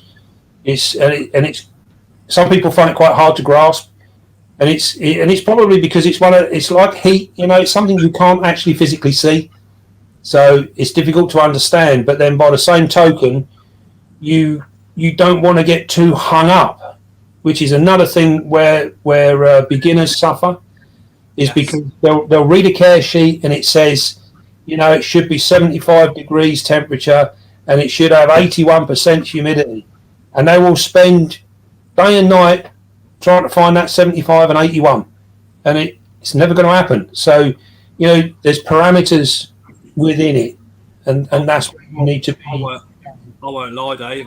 The kitchen's at about 26. If it drops to 23, a radiator comes on. That's it. Yeah. I've got a couple of steaks in here which have got their own thermostats going on, but that's it. Yeah. You think you got to worry, like you said, as much, as long as those temperatures and stuff like that don't drop too much. Well, the new keepers of today would have an absolute field day if they knew what we got up to 25, 30 years ago. We used to run and breed our snakes on light bulbs. Yeah. We never. Do you know what? There was no such thing as a thermostat. The closest you ever got to a thermostat was if you were really, really clever and you took one off a boiler or something and you redone it and configured it to work your light bulb in your tank. That was a thermostat. So yeah, I mean it was incredible. I mean, we literally years ago when I was into the spiders, the snakes, I had a whole room done out of snakes. Give you an idea how long ago that was. I was one of only 3 people in the UK that bred boa constrictors. Wow. We were like the first ones that had viable clutches off a boa constrictor. That's how long ago that was. Wow. And it was a massive thing. Now they're breeding them that much, they've come down ridiculously in price. We were fetching back then, I think they were fetching like £100 or something, whereas now you can pick up Activism for probably 20, 25 quid or something silly, Yeah, it's crazy. I was giving my boa. Yeah, that's the thing now. I mean, they're so abundant now that people do give them away. Yeah, I think so things have changed so much, but for things to change and work out properly, then the knowledge needs to change with them, and that's where we sometimes it's difficult for newbies, because unfortunately as well the reptile trade and the pet trade in general, there is probably, I wouldn't mind saying, there's probably 75, maybe even 80% of stuff that is totally unnecessary. You really don't need it. A lot of things. There's my absolute gripe at the moment is they've just brought out a UV, LED, and plant light grow ball. It's an LED strip. They're 130 quid, which I think is an absolute rip-off to start with. But they've got that. You still need to put it on a timer, which to me just seems a bit mind-blowing. There's another one which provides your UV, your plant, and your heat. Again, that's like 3 plugs and 3 different timers and all this and t'other. If you have a look at what they're doing in marine, I'm going to do some shorts on my mate's marine tank because it's absolutely stunning. I've kept a lot of fish in the past, and I work with him closely with this marine because of my own interest. He's got his... You can imagine all the gadgets and gizmos that are attached to his tank. He's got one control panel, which has got timers and everything on it, right? His lights, his marine lights, he can control from his phone. My friend's got a setup very similar to that. Why are we using timers when we could, especially with the reptiles, we could have a little app, press a button, and then it's set up to seasonal changes. Yeah. Do you know what I mean? I mean, these marine tanks are that good. You can get lightning. Like what happens? You can reproduce. You can have storms going. So you've got your lights going. You've got your wave makers increasing, and all the rest of it. Why can't we do that with the reptiles?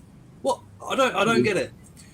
I think you have a separate thermostat with your bulb and all the rest of it, where the technology is there for us to have one little unit on the front that tells us absolutely everything, and then even if you're at work and a bulb goes and it's, you know, you've got something like an Aki who wants to be warm all day, you can then go, oh shit, my bulb's gone, and speak to your managers, or I'll just nip home, change this bulb on my dinner break, you know, bump, bump, done.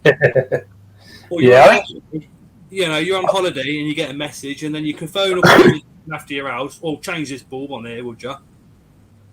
Yeah. I think with marine tanks, it's all there. It should be there with what we're doing as well, I think. It probably could be to some extent, but I also think a friend of mine's got a system on his marine tank, which is all linked into his phone, and it does everything. Which it's impressive. I mean, it'll tell him when his ammonia levels are too high. It tells him nitrites. It tells him absolutely everything. You know, when that clownfish farts, he gets a notification. You know, it covers everything. But I do think that because I used to fish quite a lot myself, and unit, aren't they? Centaur unit. I don't know what it's called. This one, but I also think that in some respects we can go too much in the technology. An awful lot of this stuff doesn't need to be that complicated. You know, it can be really, really simple. And I think it's very difficult for beginners because there is such a myriad of information there and different bits and pieces. And depending on who you talk to, depends on whether you really need it or not. So it's a lot of it is gimmicky. You know, it's not really necessary, but you know, it gives people confidence. A lot of it, because they feel like it's doing it all for them. But at the end of the day, like my mate's one, it can tell you all the different levels of what the water quality is, but it won't change it for you. You still need to know up here what you need to do to get the effect. My mate spent a lot of money, so he's got an automatic dosing system as well. So he's got the chemicals on the side, so he can control it. Yeah. Wow. And literally, when he's talking about it, you know, he gets more excited when he sees his wife naked. You know, he gets proper full on geeky about it. But you talk to him about money, and he has spent ridiculous amounts of money on a 2-foot fish tank, and you think, my God. But then, I mean, I was there with him years ago, about 5 or 6 years ago, collecting marine tanks, and then he's putting fish in from one tank and a coral in from another, and then everything's collapsing overnight, and you don't know why. And we're going, look, you know, you need to build these things up slowly. You can't just whack everything in and expect it to be brilliant. So he kind of understood that. And I think from all those bad experiences and money lost, that's why he spent the money in this dosing system, and it's absolutely amazing. So he says, but yeah, it's very expensive. I think it's changed. Right? Many years ago, we I suppose, crikey, when we first got into marine fish, that was through my dad. He had an interest in them, and he got into them. Back then, there was something like 3 shops in the whole country that you could get stuff from, and it was very, very hit and miss. You'd literally go in, see something, think, "Oh yeah, that's lovely." And we actually wiped a tank out once, purely by buying a cowfish. It basically got hassled and destroyed the rest of the tank, poisoned it, literally poisoned the rest of the bloody tank. And happened with was it an urchin in one of my friend's tanks that died? A lionfish died in a tank. and that was a big 6-foot setup. And my mate told us, and we said, look, we'll come round and, you know, help you drain it and all the rest of it, and set it back up again ready. And he was in floods of tears because he said he's literally just lost about 10 grand in that tank. Yeah, it's frightening. I think, I mean, crikey, when we were doing it all them years ago, you literally had to make up all your own salt water and everything. You know, everything had to be done from scratch. Nowadays, it's all pre-done. It's easy nowadays. Well, you can go to Magnet Aquatics. You can buy marine water. You can buy RO water. Again, me and my mate, we've set up an RO unit, and then he's got reptile systems. They also own marine systems, which is, I think it's Pure Ocean or something, and it's like literally a bucket of salt and essential minerals, which turns RO water immediately into salt water. Yeah. But then, you know, we also add the bacteria and stuff like that into his tanks, and it's mental the amount of stuff he puts in his, because you just think it's needed. He's feeding his corals with tweezers with coral food, stuff like that. But it's mental how his corals are growing. It's just like, wow. I prefer to keep things simple, I must admit. Yeah, I think. I mean, I've got a tank. I've got a 3-foot tank. It's open top. It's in the loft. I put it in the loft deliberately because we're going to be moving house, and I don't want to set it up here because if I do it, it's going to be marine, and I'm not going to get the salt water off my mate. I want it all new. Do you know what I mean? I want everything new. So hopefully it will work perfect. I'm going to build it up over 2 years, slowly. But I keep thinking if I put it here, I'm going to have to move it, which is going to fuck it up. So I'm going to wait until we've moved, so I know it's in a position where I ain't got to mess with it, I ain't got to touch it, I ain't got to destroy it and rebuild it. That's it. That's where it stays. Do you know what I mean? Yeah. You know, I know a lot of people have probably got, have got a bit of cash where they can go, oh, it's failed this time, I'll just reset it up. You know, I ain't. I'll if it fails, the enemy ain't gonna never let me, breathe on that one, is she? No. Not one bit. Not a one bit. I'm just going to see if we've got any questions, have we? I'm just going to grab a glass of water because all my stuff's in the kitchen anyway. So if you hear a tap running, it's because that's what I'm going to do. I'll literally be about 2 seconds. Hello? Have you got me? That's it. Yeah, go on. Go for it. Yeah, good. Yeah, you're there. Move me fat ass. Let's see who's got some questions.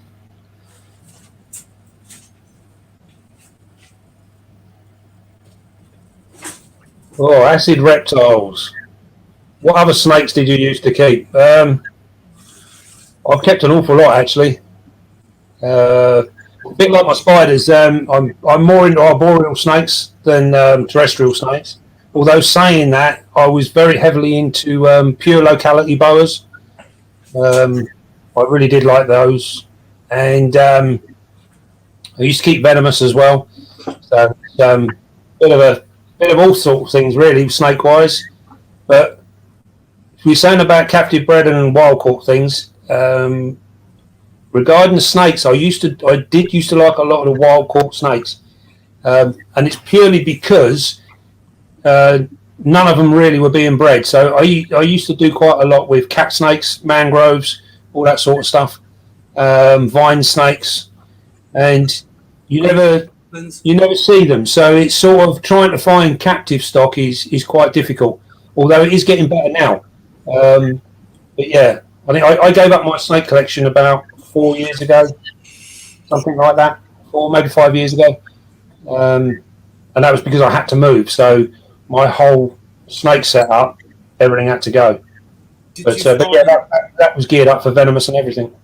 Did you find what I'm finding? I want to move into venomous. I'm a couple of years away from it. I know that. I've got a hell of a lot to learn. So I've just moved from terrestrials to arboreal snakes.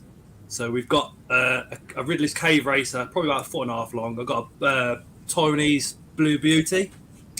The difference I've noticed so far, the strength has gone up a level. The striking speed and power has gone up like loads. They are so fast, it's unbelievable. Yeah, I think in terms of it's a difficult one with the venomous stuff. I think you often hear it being quoted that you should try different non-venomous things to train on and practice for the venomous stuff. Oh yeah.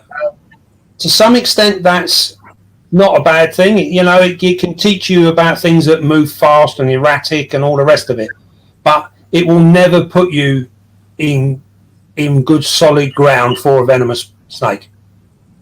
So, your whole reaction will change when you're dealing with your first venomous snake, and they do act differently compared to a non-venomous snake. So it's a bit of a false sense of security, I suppose, if you like. Yeah. What I would say is if there's anyone out there and they want to get into the venomous world, then find someone who is already doing it. If you're lucky enough to get in with someone that will show you and teach you as they do it.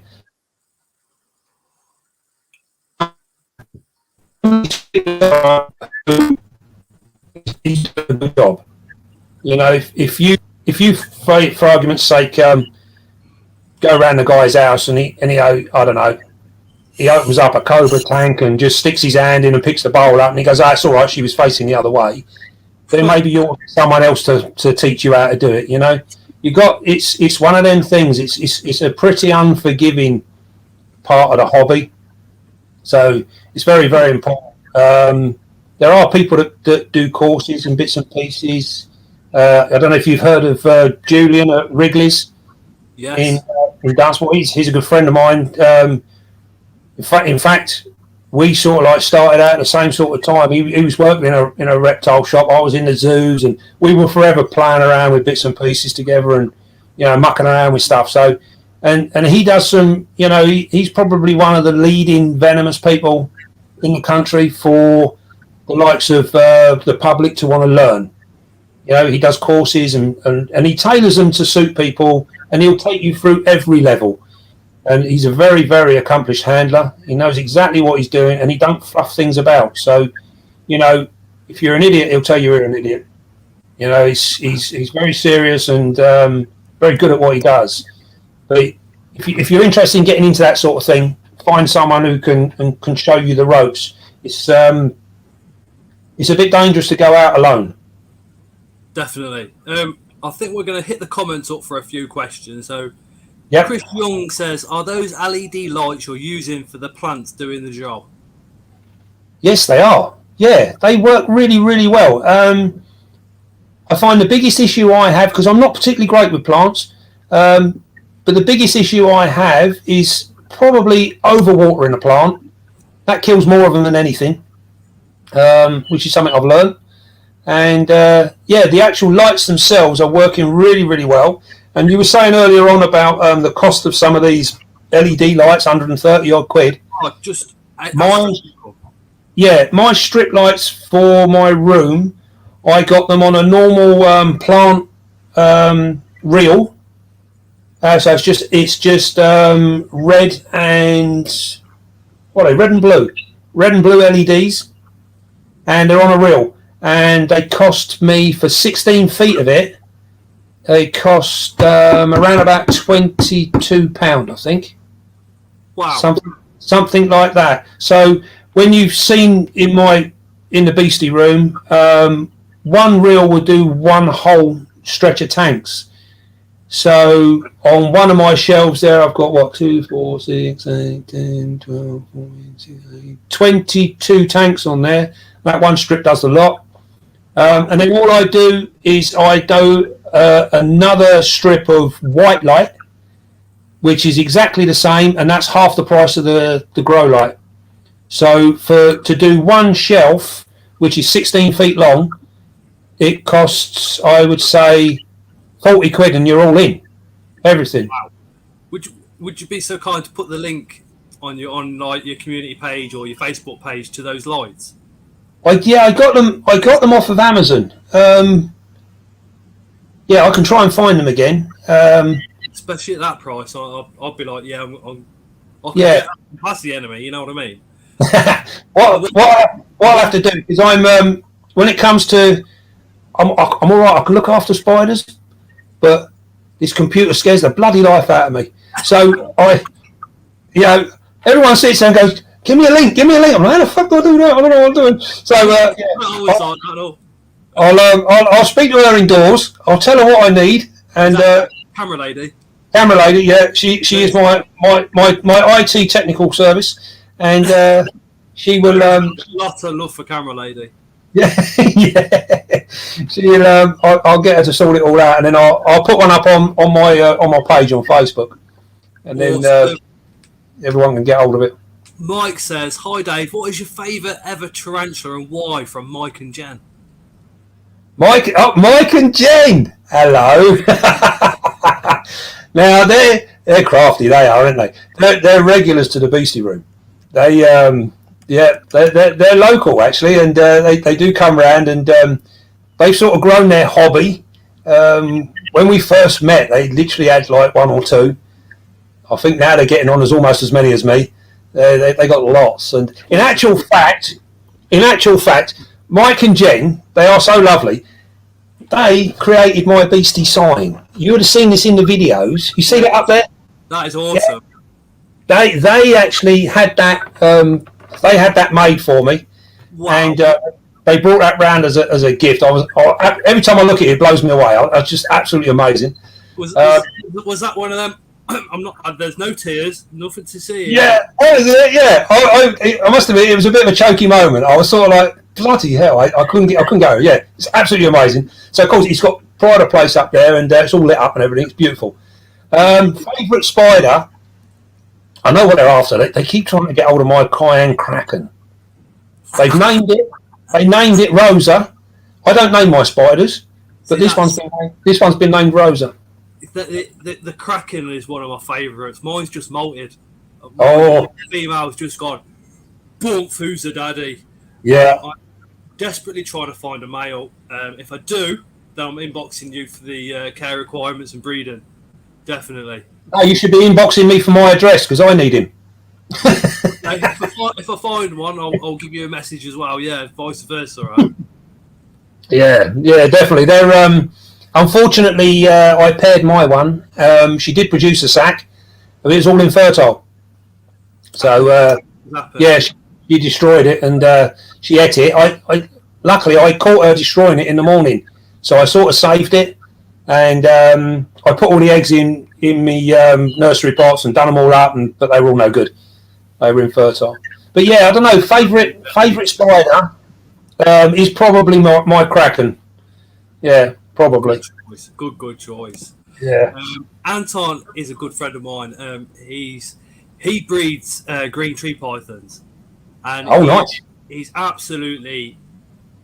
mental for him. He's from Scotland. We call him the Italian because when the Euros were on, he was rooting for Italy. Do you know what I mean? So even now, I keep calling him the Italian. So Anton says, Dave, would you get back into it with snakes? If I found myself, because I'm in rented accommodation, you see, so unfortunately, twice in my lifetime, I have set up dedicated rooms, and I mean like proper outbuildings, and I've done it.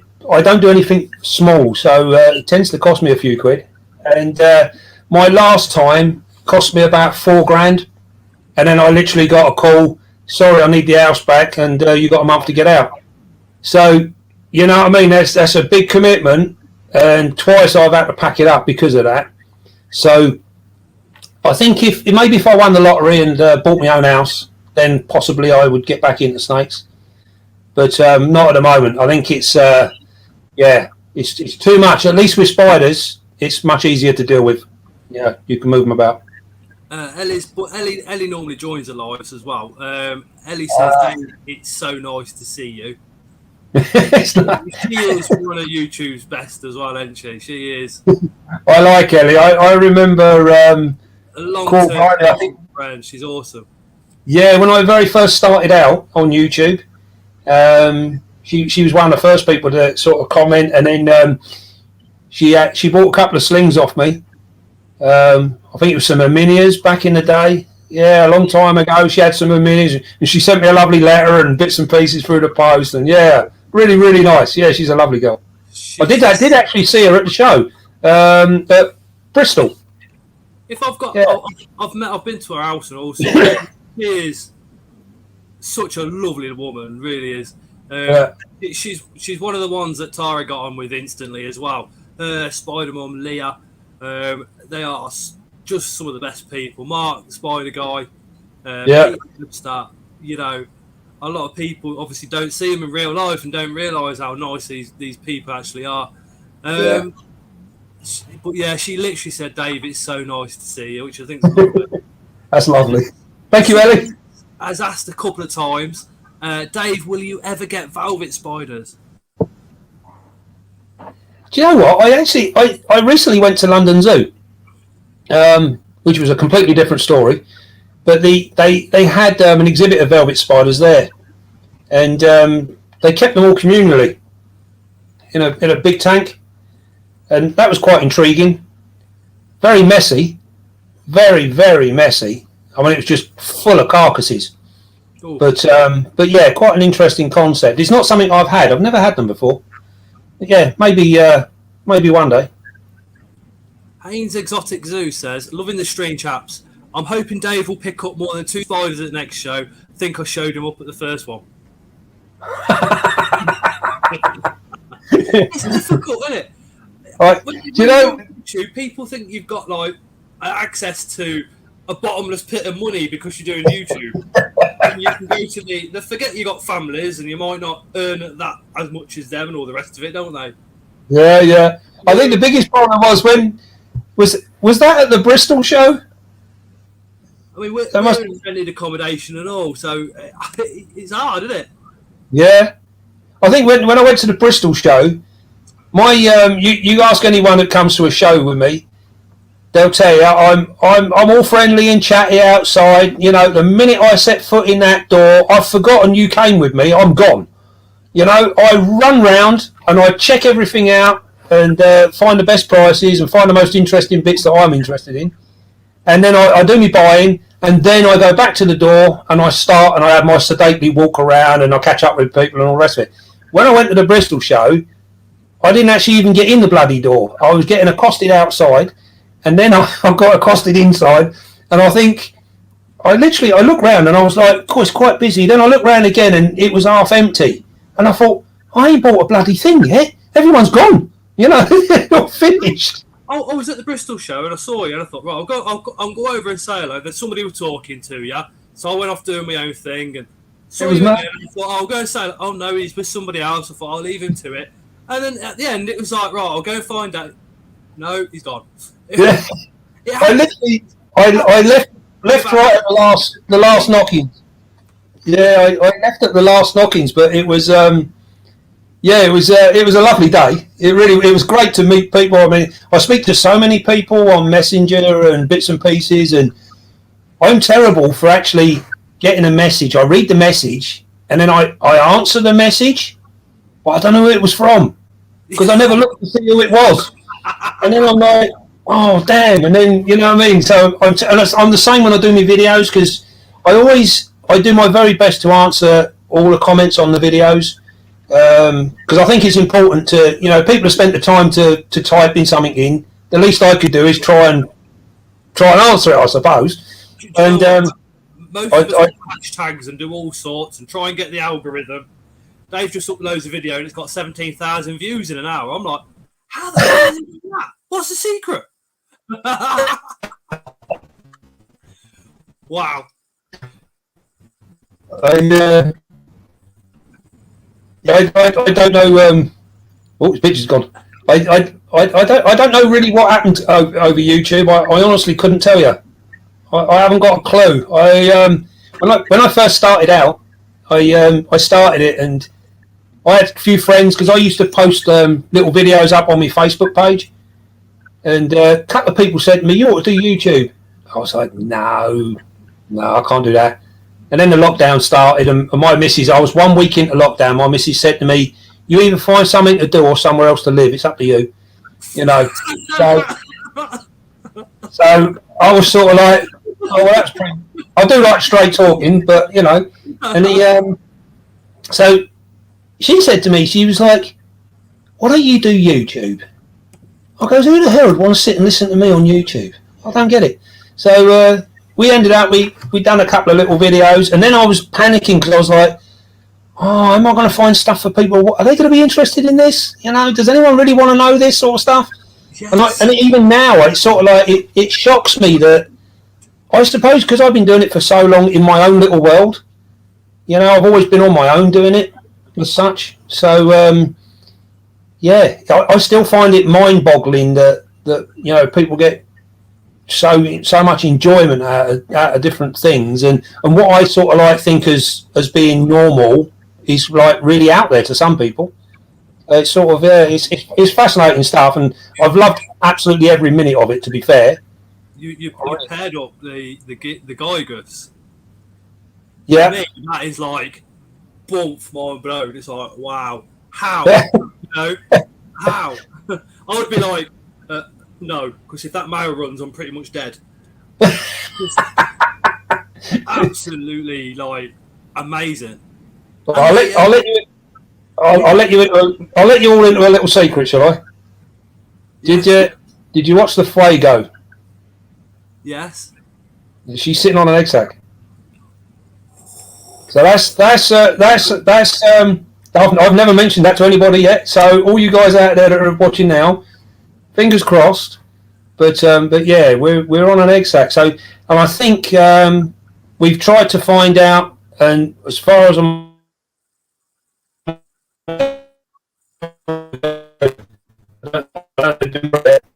so we're fingers crossed we're sorting out. I think I've got another about 2-3 weeks, I think, and then I need to make a decision on whether I pull it or let her hatch it.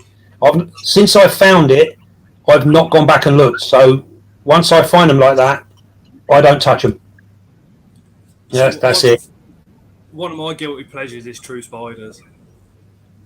Sanguini, the Linax, even the Longitaris. I love the Longitaris. Mm-hmm. Even I've got Hogna Miami. My first female, she passed away after 2 years, so I managed to get myself another one.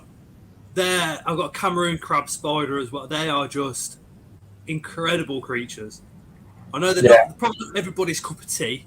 I do consider them to be, you know, separate to tarantulas, along the same kind of lines, but their behaviour is a lot different. It's a lot faster. Yeah, the solifuges, they're something I really want to do a proper little project on, but I need bulk numbers of them. So, and it's trying to find someone who's willing to either give them to me at trade or something like that, you know, because they're just too expensive. Because I would probably need like about 30 of them. For this, if somebody like the Spider Shop come to you and said, "Look, you know, we can do it for you if you give us a shout out," that's potential 17,000 views for a company to see, isn't it? Oh yeah, I think it's. I mean, the thing is with something like the solifuges, like there is like zero known about them. Yeah. And there's a lot of them being brought in. They're all wild caught, and none of them are being bred. They've never been bred in this country. They haven't been bred at all, have they, captively? No, I think what's happened is there has been a few people claim that they've bred them, but they've had gravid females that have come in and they've dropped, which isn't captive bred. That's a different thing altogether. So it's they're one of them things that I think that, you know, there could be a lot of work done with them to find out what the true sort of parameters for keeping them is. You know, but it's an expensive project to sort of undertake. You know, I wanted one for a long time. Eventually got one. I won't say who the seller was because it's not their fault, and it passed away the next day. And it was all sorted out immediately. You know, all the rest of it. But I was absolutely gutted. Yeah. Haynes says, yes, this is Alfie. Haha, you was meant to show me how it's done. Scott has a ton of money. He spends it all on his hair. I haven't got any. I've just got the line. I've just got the mohawk, and that's it. Red Runners, are they good? Are they a good choice? Any starting advice for a new colony? They breed. When you get them breeding, they breed. Before we go into, because Dave will tell you how to breed them perfectly. My advice is, if you see the males, maybe feed off the odd one, keep them at a low numbers, and if you see adult females, leave them alone, because I've made the mistake where I've fed off the females and then wondered why I haven't got any Utica. This was when I first started, though. But yeah, I mean, I thought I was breeding them until I see some of your videos. Yeah, I think if you want to breed them, just literally follow the video, because everything is in that. It will show you exactly what to do. But you're right in what you're saying, Scott. Most of my food roaches, no matter what kind of roach it is males. So all my dubias, I feed all the males. I very, very rarely ever feed females. And apart from the fact that you want to keep your females for breeding stock, the other good thing is, even with dubias, male dubias don't bury so much. They will run around, which makes them prime targets for your spiders to pick up on. And the same with the male red runners. They are constantly active all the time, whereas females will quite often hide away. So you're better off throwing 2 or 3 males in, because they're much smaller. They've not got the nutritional value. You're better off throwing a couple of extra ones in than throwing a female in. But yeah, watch the video. It'll show you absolutely everything you need. Doug says, are they good at escaping? Oh, yes. Well, it depends, doesn't it? Because if you keep them, I keep mine in a 75-litre bin with smooth sides, and they can't climb it. My bins, I actually had my bins for some time with no lids on whatsoever. And the only reason I put lids on them now is because in the summertime, if you get a fly come in your room and lays eggs in there, you then end up with bloody maggots in your substrate, and it causes problems. So I keep lids on them now to stop outside flies getting in. It's not to stop the roaches getting out. But you must, when you buy your tubs, make sure that the corners of the tubs are the same clear plastic as the sides. A lot of them have stippled corners, like frosted corners, and you'll find your roaches can climb up that. So make sure they're clear, and you'll be fine. I use I've got a mesh over the top of mine, but it's extra thick. Well, it's extremely tightly woven, and I went for that because, one, it allows your airflow, but then 2, hopefully flies can't get through it. Yeah. You know.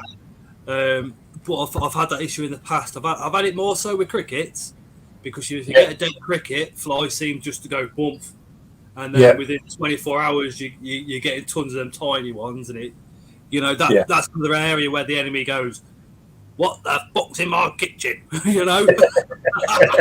She's Welsh, so she's got that fiery temper, let's say. Ellie says she had the best hug ever off you. She's just said Dave's the best. She is lovely. Robbie, I love Robbie. I think he's awesome. Robbie says, I had a great conversation with Dave. Looking forward to seeing you at the Brighton show, Dave. I have a challenge for you. Who can get the prettiest and best bargain on the day? Oh, blimey. Well, I have actually got a couple of pre-orders. This is where you say, well, I've already got the prettiest because I'm taking camera lady. No, she's staying at home this time. She's very shy. I can't get her to go the other side of the camera. She's many people ask. I get asked regularly every video. We want to see camera lady, but she's quite shy. She's a bit like Exotic's lair. You only ever see her hands. You don't see nothing else. Craig wants to know when your next video is coming out. Thursday. Every Monday and every Thursday. What time do you put yours out? 6 o'clock in the morning. That's all right. I do mine. I try and do them Mondays and Thursdays at 7 o'clock. Ian Tarantula, another fantastic YouTuber. Yeah, we like Ian.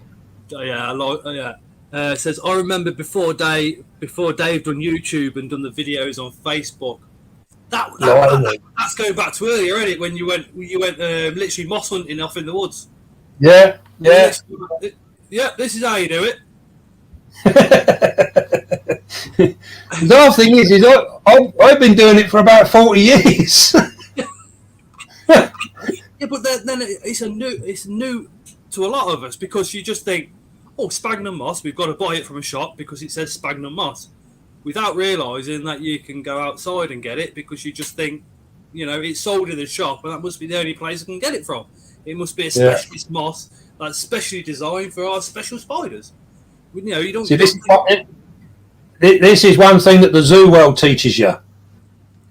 You've got to be a tight ass. Yes. Oh God, yes. Yes. Yeah. I mean, when I first started, the bioactive was saying, oh, well, if you get anything from out the woods, like a log or leaves, you have to cook them in the oven for 3 hours. Then you have to freeze them for a week. Then you have to put them in a bath for 2 weeks. And then you have to pour them in bleach. And then you have to use tap safe to get rid of the bleach. And then in 3 years' time, they're ready. Yeah. I've got logs and stuff that I've just put straight in, not even thought twice. Well, you see this. In with the morning geckos, there's also a stone centipede running around in there. Not seem to have caused any issues. There's UK millipedes. There's all sorts of little goodies and bonuses you get in there, aren't they? Oh yeah, I mean, I sort of like I quite often make a point of, especially if I'm using rotten wood and stuff, I'll peel the moss back and you can see straight off their end. I mean, it's not staged; it's literally full of stuff. And people I get people message me afterwards saying, "Oh, you shouldn't be doing that," and I'm like, "Well, there's nothing in there that's going to harm anything you got. It really isn't." So, yeah, why spend a fortune on something when it's already sat in your garden? What surprised me, and I was thinking, it was one of the things that I questioned about itself, is like substrate from woodlands and all the rest of it, putting it into an enclosure. I was thinking, how about the bacteria? How about if something's in there and it's like, then you think about it more and more and more. You think, well, it's already an ecosystem. It's already biodegrading rubbish because it's almost a living substrate. Yeah. And then I heard native springtails, and then I was thinking, everybody, when the Belgians, because most of the springtails come from Belgium, so when the Belgian suppliers went down a little bit with their breeding, and then Brexit on top of that, so we were having problems, suddenly you couldn't get hold of springtails, and it was like, well, you can if you just go into the woods. Yeah. That for me was just like, I am literally going to save so much money. Yeah. Bags of spider life, things like that. It's like, just go. You literally, all I say to everyone is just, a little bit of common sense where you're picking it up from. You don't have to be far off the beaten track to find, undamaged ground, as it were. And it's not rocket science. It's simple stuff. Because of where I go for it in Coventry, I've got the landowner's permission. That's more in case I get spotted walking along private land. Somebody phones the police. I have got the landowner's permission to be there and to take moss and stuff like that. But that's all I'd say. And take. When you're looking at taking moss, look how much moss is around. If there's tons of moss like where you go, Dave, you can take more than what I can from the little areas where I go because I have to leave quite a lot there to reproduce. Do you know what I mean? Yeah, no, sensible. It's different. I think moss grows differently wherever you are around the country for one reason or another. Yeah, if you want like masses of it, check out your forestry plantations. You'll find plenty. Yeah. Forestries, and then do you know the guys that are chopping the trees down? Yeah. Tree surgeons as well. If you know a tree surgeon, you can get oak for your beetles. Oak again is great for your isopods. It's also great if you've got the powder stuff to chuck in with a bit of substrate when you're doing bioactive as well. Oh yeah, it's all there. It's all there. What do we have on there? Everybody loves the shrews. Everybody loves the true spiders. D. sanguinei are one of my favourite basic, but they're not basic. I've got one. They're absolutely stunning. What's that? The sanguinei. Oh, yeah. Just going down the comments. If you want to ask any more questions, whack them down Oh, right. in the comments.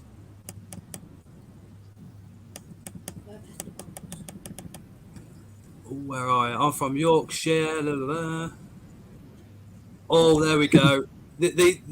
See, Carl is a very good friend of mine. Literally lives around the corner. Does a lot of reptile breeding. Nads and Carl, Snakes and Lizards, also on Facebook. So go check them out. Got to give him a shout out. Lovely geezer. I've used natural stuff for years and never had a problem. I've had the privilege of seeing some of his reptile setups, and they are another level. Yeah. It's very easy to overthink a lot of this stuff.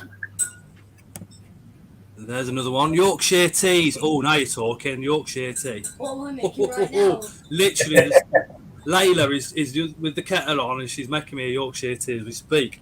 Hey, have you got a female Bumba Horidia? Our male nailed our female today, so have 2 mature males. Oh, blimey. No, I haven't. I wish I did have. I've got the other one. I've got the Bumba Kabloka. Yeah, they are something actually that I've been sort of like toying with on and off about getting, and I still haven't got round to getting any. That's a shame when you're bloody hell. So that nailed the female. What we got here? Caledonia sack. Now that'd be telling, wouldn't it? Yes. Mind your own business, says Anton. Sometimes you don't want to say, do you? Because you think, well, I've got this egg sac, but if it dies, I'm going to look like a right plonk dong here. Yeah, that's it. I keep. But breeding the OBTs, I paired one. I paired one on Sunday, and I paired one the week before as well. And I done one a little while ago, which I done the video for, and you would have seen she nailed the male. Kabokla is now Herodia, Scott. When did that change? Ooh. I need to. I'll have to have a look. I'll have to have a look on the website. See what other ones have changed without me knowing. You can't keep up with them, can you? No, you really can't. Peter side changed to silliness. Is it Silio something or other? I was like, when did that happen? Yeah, it gets a little confusing. It's funny actually because they sit there, being in the zoo world, you had to get to know your Latin names, and everything was in Latin because that's just taxonomy. That's how it works. So of course, once you get into the hobby, you get people like, don't use common names, use Latin names, and then everyone starts using it, and then some bugger changes it, and you're back to square one again because now your Latin name's got 4 different Latin names. I've got issues.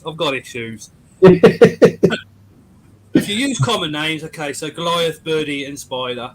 But if you say Latin names only, talk to me about Latin names. A newbie, like I was at one point, like yourself might have been at one point, is not going to know. You say, oh yeah, I got Theraposa Blondie. They're going to be like, what's that? And then you say, oh, Goliath, Birdie, and Spider. And then they're going to say, oh, I've got one of those. And you say, well, which one of the 3? They say, well, it's one of them.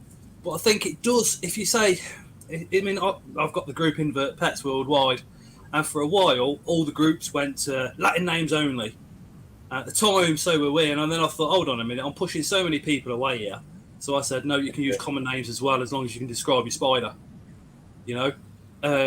Because when you are new, somebody says, oh, well, I've got an Asian fawn. Well, you know what it is, but they might not know what the scientific name is because they've bought it from a pet shop that hasn't put it on the box. They've just said, look, it's an Asian fawn, here's a care sheet, off you go. Thank you for your money. Yeah, it is. It's going to be one of them things. I think Latin names are important, and it is something that we should be following, but you do need both. You do need both. Oh, night, Leah. That's interesting. There, that's only I had I had an OBT that where a male killed the female on pairing, and that's the only one I've ever had. I've never lost a female in a pairing, apart from that one time, and that was an OBT. And he was a tiny little male and all. He was absolutely. He probably weren't even a third of her size, and he literally they came together, and just as he started to push her up, all hell broke loose, and he bit her, and that was that. Finished with. Bugs and stuff. My pronunciation is shit. English is a struggle at times. I know that. If the friends that I chat to, some of them are watching now, will know only too well that my messages to and from involve a lot of projective text. And sometimes I'll message, press send, and then I'm like, no, I mean this, and then I have to redo it because it said completely the wrong thing. I can't spell for love nor money. No, I'm just as bad. Don't worry. Terrible, absolutely terrible. I often get tongue-tied, like with the Latin names, and it's so funny actually because my missus, she'll say to me, she go, "You're right, muck that up, didn't you?" And I'm like, "Yeah, I don't know." And yet we'd have been talking beforehand, and I'd have been pronouncing it perfectly well. As soon as I try to do it on camera, it all goes totally wrong. Very, very difficult. I've done it a few times. What was it last time? The In Your Water, the Orb Weaver. The amount of times I had to redo the beginning of that video because I was like, oh, for fuck's sake. Literally on my camera, there is so many retakes of me going, oh, bollocks, I'll fuck that up. Literally. So I'm like, what I should do is collect them all together and just do an over 18s video where I'm going, fuck shit, bollocks, fuck shit.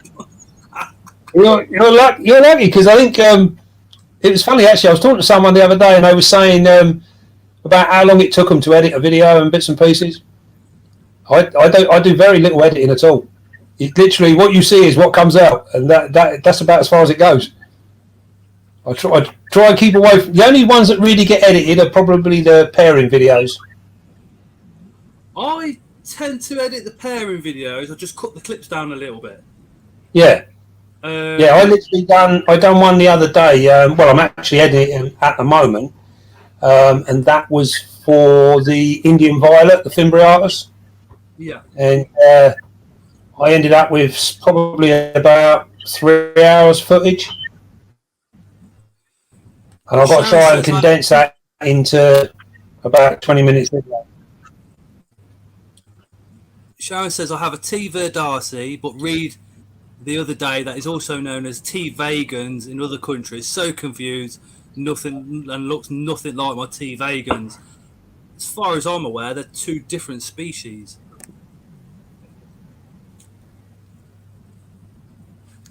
Books and stuff, Nando. Yeah, that's this took me a long time. Colorato violosis. The enemy had me saying it for ages and ages and ages because I kept knackering it up myself. And the only reason I can say done well there. The only reason I can say it is because I've said it so many times before doing the video on it. It's unbelievable. And if you watch my videos, care videos, you'll see my eyes going like this because I've got it written in front of me. And I need the name written in front of me. Otherwise, I'd just go to say it. And I'm like, I couldn't trust Camera Lady with that. She'd probably hold up a shopping list. So today we're going to be rehousing a 4 pint milk. Yeah. Hey, Darren. There you go. Here's a separate species. What I'd normally do, Dave, is there's a few of us that I normally have on Tuesday, a bit later on in the stream. So I've just dropped them the link. See if they want to pop in on as well. Ellie normally comes on, so she'll probably just want to say hello as well. But this is Phil. Hello, Phil. Hey, hello. Phil How are we doing? Is a zookeeper. I think he was on a stream actually the other day, wasn't he? I popped in on one. I can't remember what I was doing. I was doing something or other, and I was just like flicking around. And I saw a stream was going, so I thought, I'll go in and say hello. I was only there about 10 minutes, and I had to go again. on Sunday. Yeah, I think it might have been. Yeah. The Adventurous Keepers, Adorable Creatures Sunday stream. So that's what. Yeah, I tend to just come in at fleeting moments and then disappear again. Phil, I was telling Dave earlier about your story of the leafcutter ants. Yeah, I heard that. Yeah, is that another zoo? Because the powers that be thought it'd be a good idea to set them up inside the restaurant. And they found the LVI keepers said they're going to escape and they're going to start nicking people's lunches and stuff. The powers that be were like, no, it's fine. You know, they won't escape. We've been sure they won't escape, and sure enough, within a few weeks, they started escaping. And because they had the feeding stations, I believe the feeding stations actually put on the tables.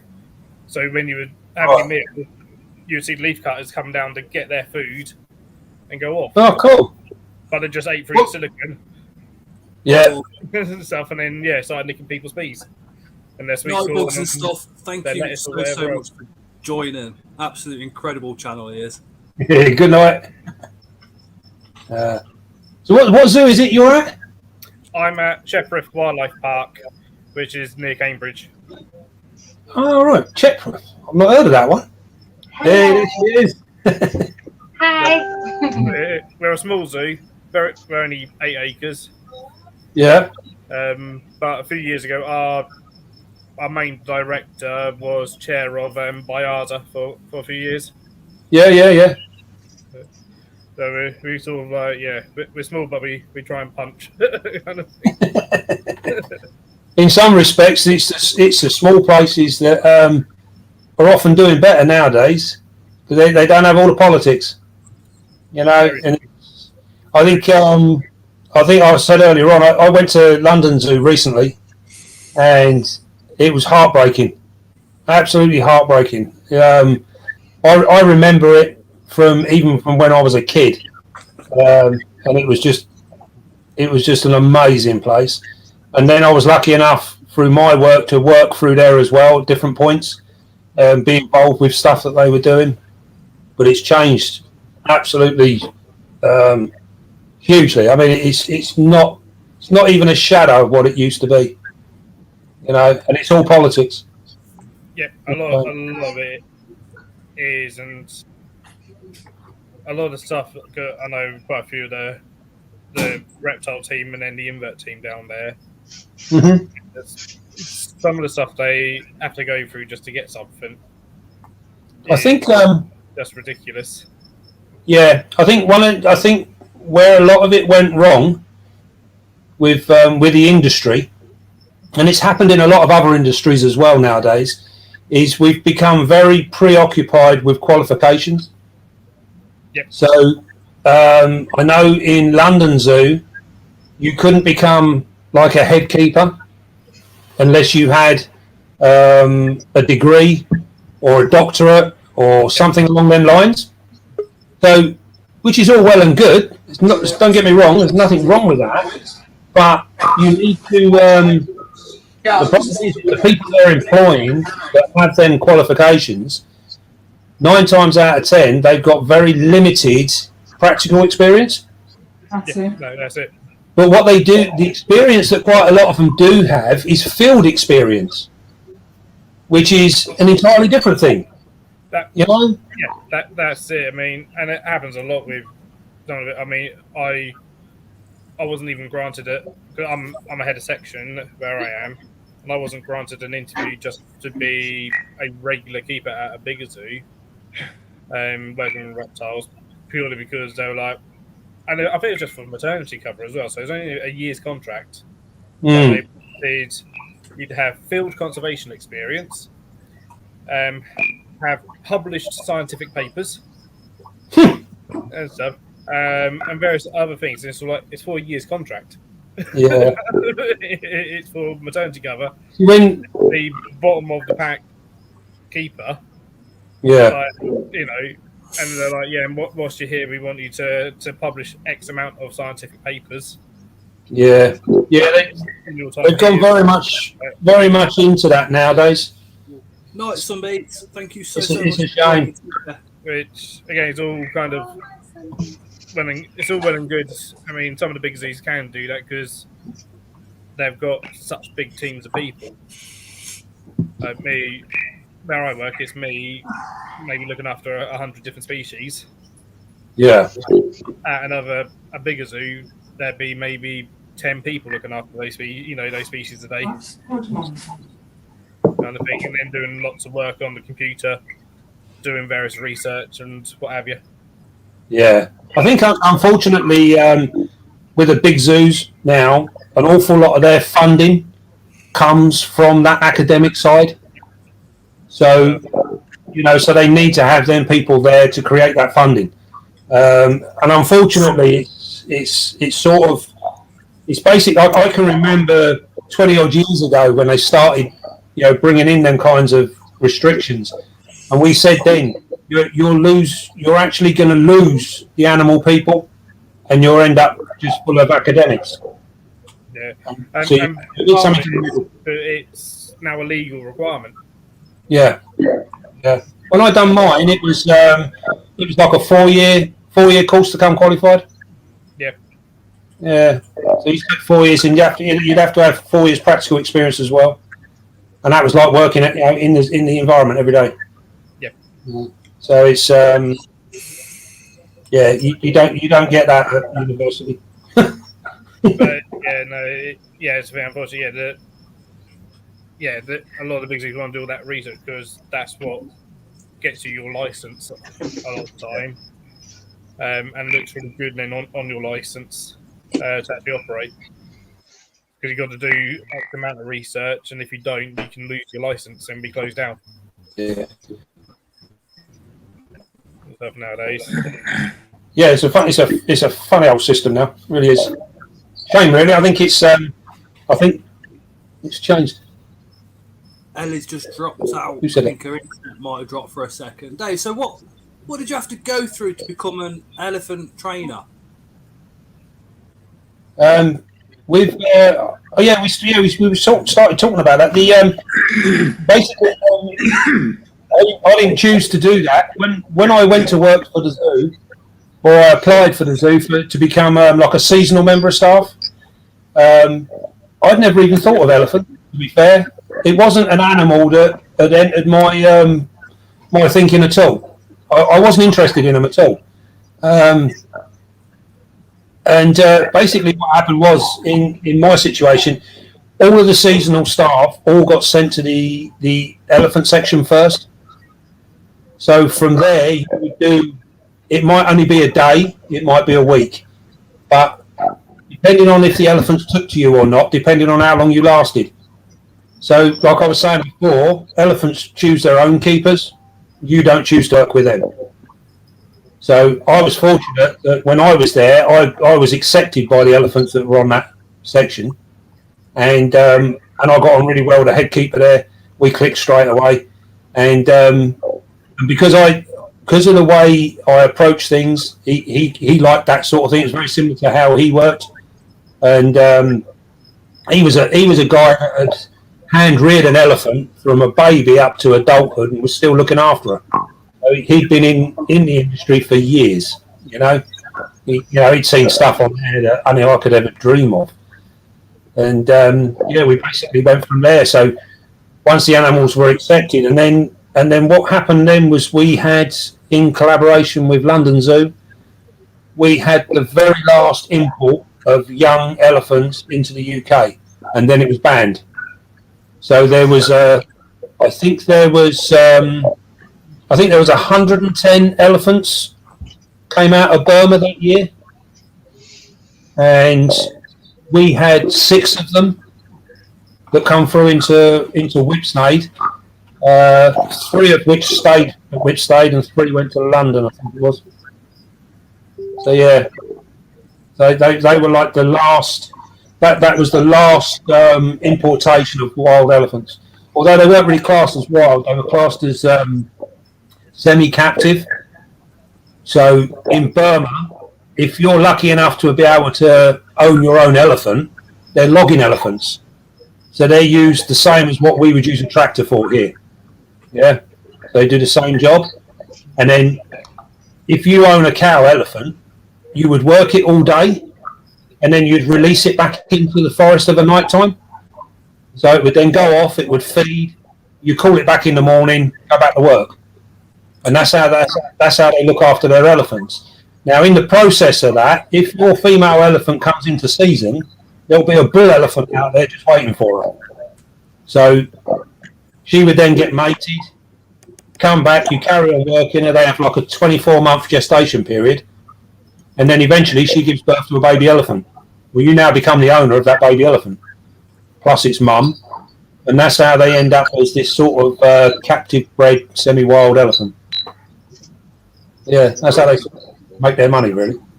Dave, RS Designs, which is Russell, says, what made you decide to start keeping spiders, and what was your very first spider? My very first spider was a smithy. Very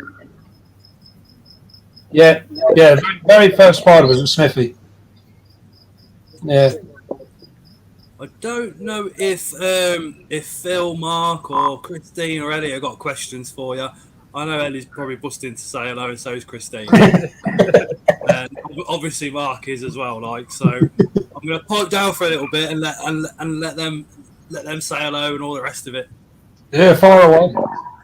I don't even know what to say. I'm just like, Ellie's starstruck. Ellie, I saw Ellie at Bristol show, and when I saw her, I thought, I waved at her, and she almost ran away. I thought, oh dear, I frightened her. She's probably thought, who the bloody hell's that weird bloke over there? I tell you what, Dave, as far as friends go, you can't get much better than these guys. I love these guys to bits, tell you. Dave, when you done your falconry, did you ever work with a bloke named Chris Neal? Chris Neal? No, I don't know. That don't ring a bell. No. Where's he from? He's from West Agley, but he used to go around the country. All right, yeah. But my brother used to work with him doing it. Yeah, I must admit the falconry is something that I really enjoyed. I used to do a lot of that. I was heavily into it for about 15 years. Yeah. My brother lived through it. He loved it. Absolutely. Yeah, we used to fly mainly red tails, goshawks, sparrowhawks. Yeah. And then because we had sort of like we had work birds as well, so we used to do demonstrations with them, bits and pieces. Yeah, he used to do like harrisawks, European eagle owls. Yeah. He had a great grey. He had some nice birds. Yeah, they're really, really cool. We used to have different bits and pieces and breed them and what have you. But they're quite a misunderstood sort of group of animals, really. The owls, especially in captivity, because the way they're being kept.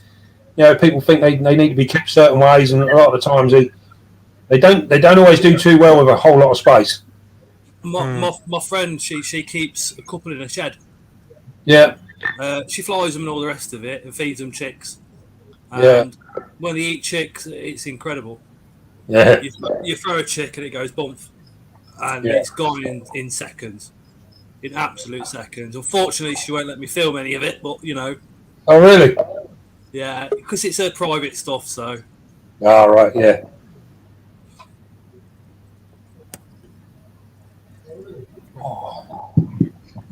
What have we got there?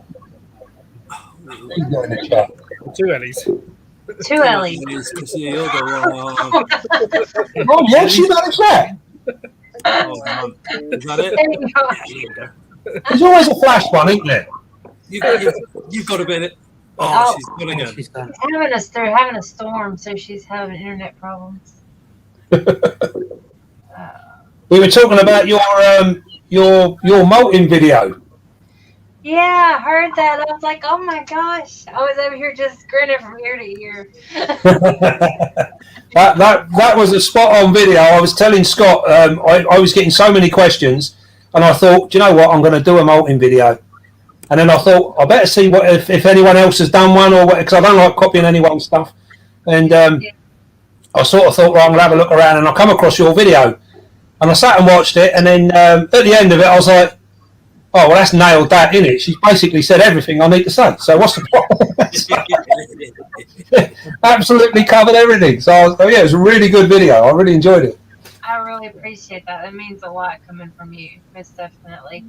I don't really have a question, but I do want to say how much I appreciate you and your videos. You're so humble and down to earth and calm, and I hope more people strive to be as calm and down to earth as you are with your spiders. But like I said, I don't know if you saw the comment I made earlier, but lots of times when YouTubers get to a certain level, they think they're too good to talk to people, but you're very approachable and down to earth, and I just want you to know how much I appreciate that and everything you do. So. Oh, that's lovely. I think that's really nice. That's sweet. That is. I'll talk to anybody if they're willing to listen. I do like a good conversation. I messaged Dave and said, "Would you ever think about coming on a stream?" And he just went, "Yeah." A lot of the others have given me a little bit of and you can tell it's exactly what Spider Mum's saying. Yeah. What Dave was like, "Oh, come on, I don't care." Yeah, hello. No, it's like I said to you in the beginning. You know, I'll talk about anything. You know, I'm an open book. I don't mind. I think.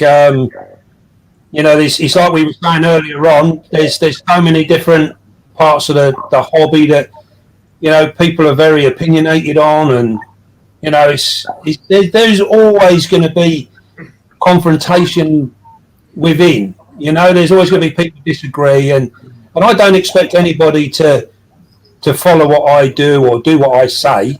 I always try and sort of reiterate that, you know, this works for me. So if you want to give it a try, maybe it'll work for you. You know, I don't know. Maybe it won't. I mean, your assassin bugs were a prime example. I saw that video and I was like, what on earth is he doing? You know, this is not going to work. I know. 10 minutes later, there's babies everywhere. I'm like, what the hell's going on? It didn't work for me. So many people said to me, it's not going to work, and I was like, you know what? Ben's Pets is one of the people that I spoke to because he's lived over there, so he's seen them in the wild. He's seen them living terrestrial, because you know yourself. Traditionally, assassin bugs are kept arboreally, and that's it. Yeah. Like you were saying, you know, a lot of them live in and around bushes. So that does mean going out terrestrially as well as climbing. So I thought, well, let's just go for it, see what happens. If it's a success, it's a success. If it's not, I'm still going to whack it out there and tell everybody, look, you know, this fucked up. Yeah. The thing, You know, in the zoos, all our assassin bugs, for most of the zoos, at least that are part of Twig, we keep ours very humid. Really? Yeah. See, when I kept my horridors humid, they were killing over like flies. They did not like it. It was really strange. We keep a lot of these we keep every. I mean, most of these just have Platymerus spicutatus. Yeah. We keep them very humid with really good airflow. Yeah. Yeah. And I think Bristol might even have fans on theirs to help the airflow. Oh, bloody hell. Yeah. Yeah, it's going to be worth a try, isn't it? But no, I think I changed mine all around. I've done them all a different way, and I got success in the end. I cracked them in the end. But again, it's like if it weren't for other people in the hobby sharing what they were doing, you know, I contacted a few different people and said, like, you know, I'm really struggling here. What are you doing? Because they were having success. And yeah, if it wasn't for all of that, I'd still be struggling now. So, you know, I think it's important that we all share. And there's no one knows any more than anybody else. This is the thing. It doesn't matter you know, you could have only been doing this for 6 months, and you might say something to me, and I'll be like, "Well, bugger me, I never heard of that before. Why ain't I done that?" You know, everyone's learning at a different rate and at different times, and everyone's got something to share. Exactly. Yeah, it's so important. And I mean, we always say at our conferences, everyone's always willing to share their successes all the time. But I always say it's actually probably more important to share what's gone wrong, share your failures, Yes. and share your mistakes and stuff, Yeah. because that actually helps people even far more than your successes. Hey, Jody. Of going, Hi, okay, Jody. that didn't work. I've Yeah. got something to do that. Yeah, I think it's the disasters are just as important, really, and I think that's probably the only thing. That's the only thing that long-term experience helps you with. Is you probably have a few less, you know, so you don't have so many to talk about that are in real relative time, as it were. Whereas newer people, you know, beginners or whatever, they always have something to talk about that went wrong, and it's purely because they are learning. Yeah, and it's all part of it. Yeah, and I think this is why I get a lot of people that are new to the hobby comment and message me wanting advice and bits and pieces, and I always say the same thing to everybody. You know, what you want to do is try and find 3 or 4 different people, because everyone relies on YouTube or Facebook or whatever. But find half a dozen people on them platforms that are doing well and actually sort of like speak a little bit of common sense or whatever. And then from what they're all telling you, find your own way within that. And they're not always the bigger YouTubers either, are they?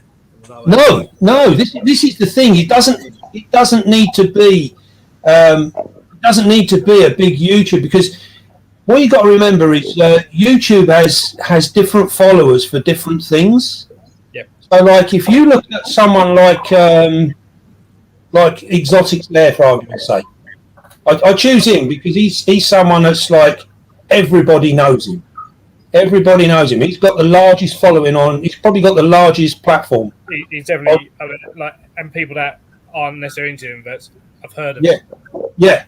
He's probably got the largest platform. But what you got to remember is he's only that large for a particular reason, and that's because of what he does, and you know the amount of bloody spiders that get killed, dropped, thrown across the room, or done whatever. You know, people love to hate, and people also love to see a bit of drama and a bit of blood. You know, a bit of blood and sawdust, as it were. So he has got a massive, massive following, but it doesn't necessarily mean that he's any more knowledgeable than someone that's only got 500 subscribers. Yep. Yeah, it's purely because people find his particular thing entertaining. Yep. You know, so that is the problem with YouTube. Its entertainment goes up and up Yeah. and up. Fancy editing goes up and up and up. Yep. Knowledge base. Tom's Big Spiders is Tom Moran is a prime example. I think he's on 40,000 subscribers. I think so. Yeah, somewhere around there. If you put his knowledge against Exotic there, it's going to be putting. There's no comparison, is there? Really? It'd be like putting a 3-year-old child in against Conor McGregor and expecting the 3-year-old child to win. It ain't going to happen, is it? You know? Yeah. I think YouTube is you can't use YouTube to as a gauge to someone's experience, because I think it's an entirely different thing. You know, it's there's a lot goes on behind the scenes on YouTube, isn't there? There's a lot of stuff we do that we don't put out there because you can't be filming absolutely everything because nobody's got all that time.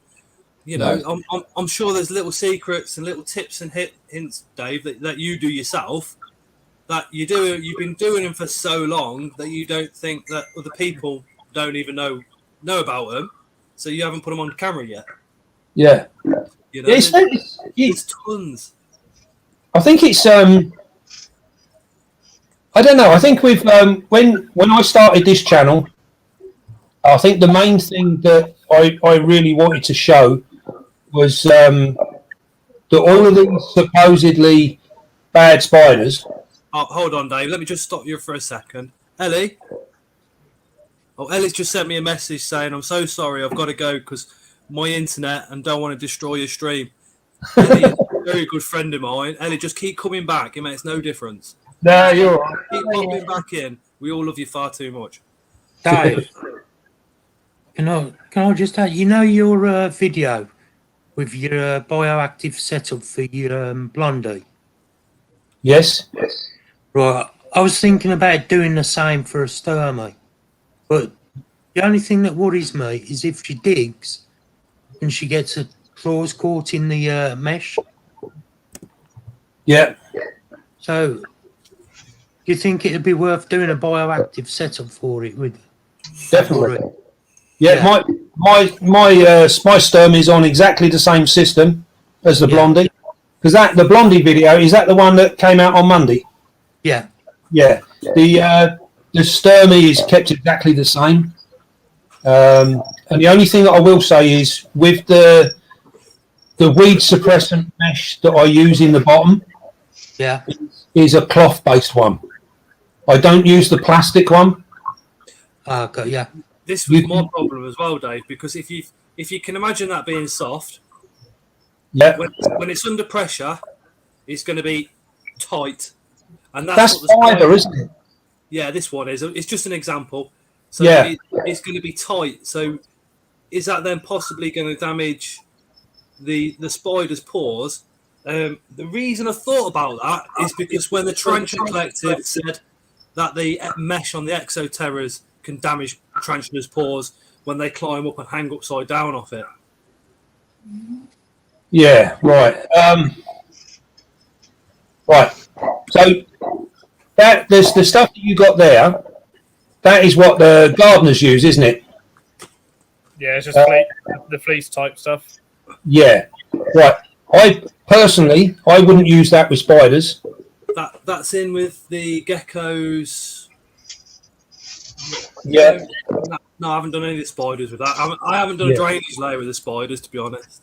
Right. Well, the stuff that I use for with the bioactives in my setups is a cloth, but it's almost like it's a very tightly woven. It's almost like a paper type cloth. So you don't get it. If you go for the plastic stuff, which is often the cheaper stuff, when I say cheap, we're talking pennies. There's nothing in it. The stuff I use, I get from In Excess, and I get a roll of it, and it costs about £4, and I could do my room. This is another note for camera lady, if she's watching, to put a link of that up as well as the lights. Yeah,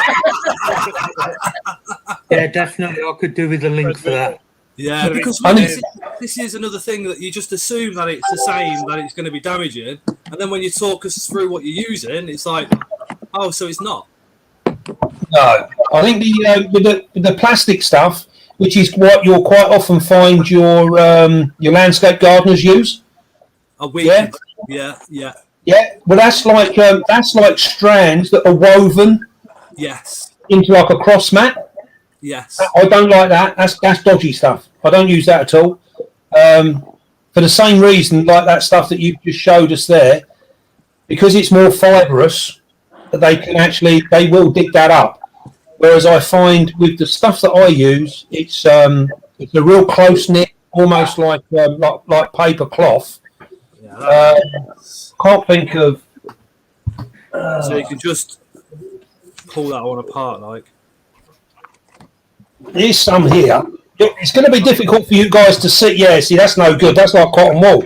It's still good for your reptiles. It's still good for reptile bioactives and frogs, morning geckos, like that. But when you see, let me just sort this out. Hang on. This stuff here. This is what I use, and if I put that up to the light, you can see through that. Yeah. Yeah. I use pretty much the same sort of stuff.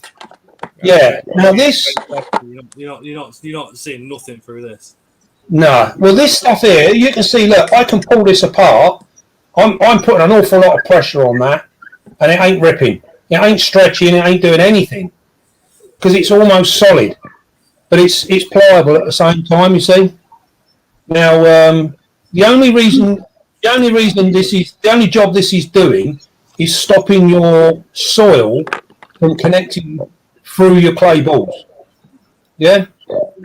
So it's not doing anything else. It's literally stopping the soil from getting down in amongst the clay balls. So you put your clay balls in, put this on top, and then put your soil on top of that. I've got pastoral spiders that dig down. If you saw my Sabar Blue video, she actually dug down and moved the corner of this out of the way and all the clay balls. She moved all the clay balls out of the way as well. And she actually had her sack in the clay ball bed. So it was, I wouldn't worry about it. You know, if they go down there, don't panic. Just let them do it. It's not a problem. It's not an issue because all you've done is you've lost a corner. Generally, they go in a corner. So you lose the corner. But where people get worried is they think that a bioactive system is flooded in the bottom. It's not. It's not flooded. The whole point of having the stone, the mesh, and the soil is to keep your soil from getting saturated. Yep. That is what it's doing. Yeah. So if you water sensibly with your plants and everything else, you will end up with a small amount of water that goes in there, and it's more of if you imagine the humidity within the clay balls is 100%. Yeah, but the humidity in your enclosure might only be 50%. Yeah, because it's got to come up through your soil. Yeah. To give you the air humidity. And this is a difference. So if your spider digs it up in a corner, it's no big issue. It's not a problem. It ain't going to drown because there shouldn't be any water in there. You know. Tina's asked a few times. You know, I'll just ask while I'm remembering. She would like to know how much a mature male Dolichophylla diamantinensis would be. Hers hooked out in June. What's it worth? As much as anyone wants to pay for it, really. Yeah. To be honest with you, I think most of the males that I buy, regardless of what they are, I generally pay around about 30 odd quid, 25 to 30 quid for most of my males. So it's funny actually because I was talking to someone only a couple of days ago and they were on about what was it? Oh bloody hell! One of the Avits. Metallica? The Martinique. Yeah, the Martinique Pinto. And they had a male and they paid something like I think it was about 70 quid they paid for it. Wow. And they wanted to know if I wanted to buy him, and I was like, well, not really that money, you know, it's too much money for me. But now I think sometimes I've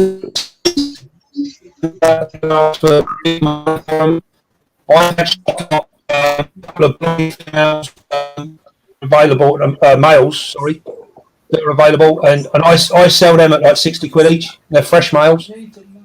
So, you know, I think sometimes people can pay an awful lot of money for a male. It doesn't necessarily mean it's worth that. It depends on how much you want him, really. But I would have thought the Diamantis, I would have thought probably around about 40 quid. You know, 50 quid for a male's a lot of money. I think, anyway. You know. I think you're about bang on with those because the females they still hold their money, don't they? Well, yeah, I think it's a crazy thing. Like, all right, if you look at say a Sabar Blue, for example, right, you'll still an adult female Sabar Blue will still fetch 500 quid at the minute. if you can find one, then an adult, a mature male Sabar blue, I sold my male for £100, and then he probably went up for sale about 3 weeks later for 150 quid. So I sort of look at that and think, should I have sold it for more money? It's almost like dealing in stocks and shares, isn't it? Yeah, it's because if you've got a high-end spider, then everyone assumes that the males are going to be high-end as well. And they are to some extent. You are going to pay a little bit of a premium, but you've got to be a bit sensible as well. I mean, I've had stuff that I've been really desperate to pair up, but I've come against males and people want too much money for them, and I'm just like, do you know what, you can keep it. I'll wait. I'll wait. One will come up better price. I've got 2 on my pokies that have updated. Now, see, pokies, I don't normally pay more than, say, 25, 30 quid for a pokey of any description. I think the most I think once I paid 50 quid for a Metallica male, because all my females were ready and I couldn't get one anywhere. And then one came up and it was just all right, 50 quid, wouldn't budge. I was like, oh, sorry, do you know what? I've got 6 females to try it with. I'll give it a go. And I paid the money, but generally speaking, I wouldn't pay that. That's a sore subject in our house. Oh, what's that? Oh, the enemy wanted a P Metallica, right? This is when we first started getting into spiders. So I didn't know about Spider Shop. I didn't know about CFTN. Didn't know you could buy them online. I thought you could just get them from the pet shop and that was it. I wasn't in any of the groups or anything. So this pet shop had a Metallica about this big, and I knew they were expensive. We paid 90 quid for it, and it hooked out 2 years later. Oh, yeah. So I had an adult female, which I paid 120 for, and I thought, oh, I'll put them in together. So I did, seasoned that, all the rest of it. It's actually a centipede enclosure I got them in, so it was 2 foot back by about half a foot across, so they got loads of room to run around. They were in there best part of 2 months. Took him out, not a problem. I think it was about 6 weeks later he passed away. She was getting fatter and fatter and fatter, so I run her through the seasons as you do and all the rest of it. Then the bitch went and fucking molted, didn't she? So the enemy was getting all like, oh, brilliant, we'll have Metallica babies, and then she went and molted out. I'll tell you what, I thought the enemy was going to kill me that day. It's always it's always a worry because you spend your money on these bloody things, don't you? And you're never quite sure. I think I got a little frustrated a little while ago. I think I mentioned it on the Blondie video. I had bought 3 Sturmy and Blondie, a mixture. I had 3 individuals, all as supposedly sex females, and all of them hooked out. I find that absolutely bloody infuriating because the dark thing is as well, these were all bought as like sub-adult specimens. So a blind man could sex that, to be fair, out of a molt. You could literally close your eyes and have a little feel around with your fingers and say, yeah, that's a male or a female. They're pretty obvious at that stage. And yet they're being sold. They were being sold and, they went out as confirmed females. So I've had them for getting on for a year, fed them up, got them all done everything that I wanted to do, getting them all, where I needed them to be. And then they all bloody molted out in the males. So that's like a year's work wasted. And that's pretty much, bottom line of it, is I sort of feel that's pretty much someone just chasing an extra 20 quid.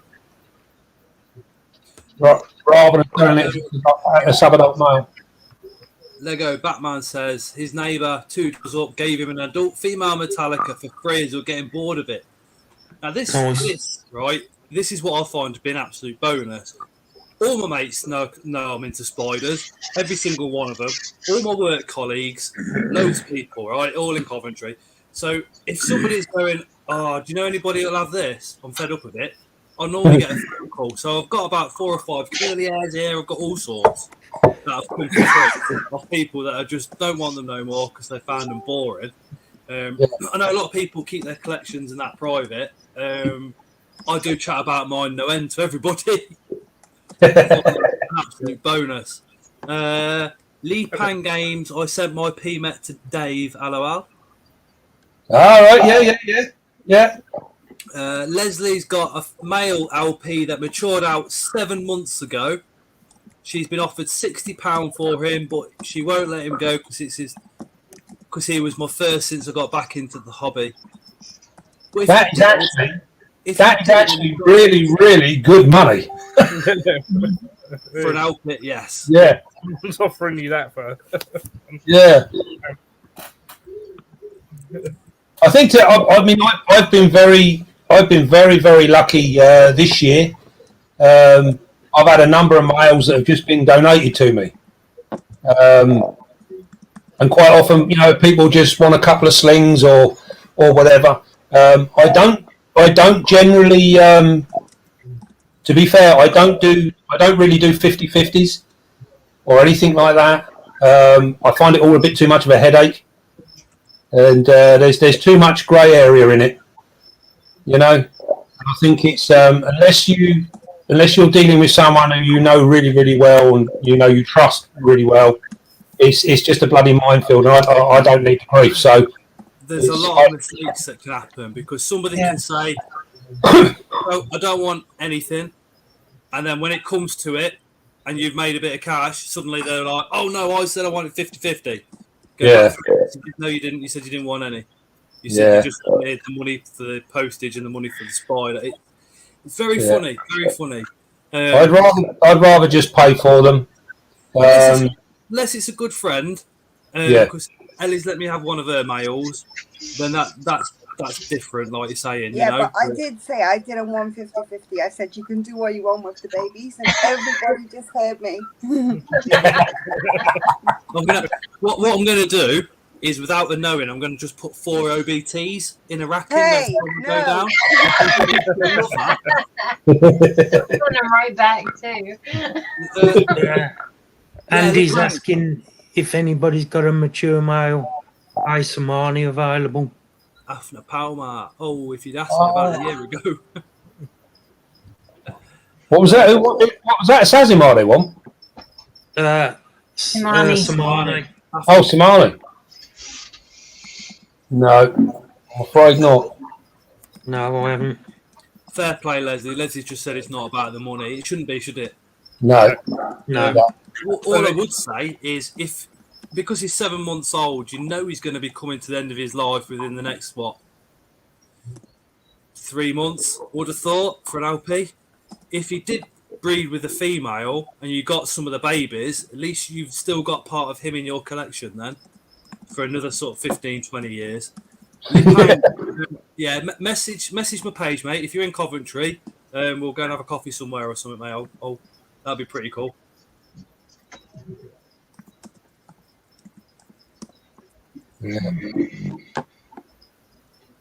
Yeah, Ellie, that male is actually still in with the female and has been in there since 3 days after you gave me to him.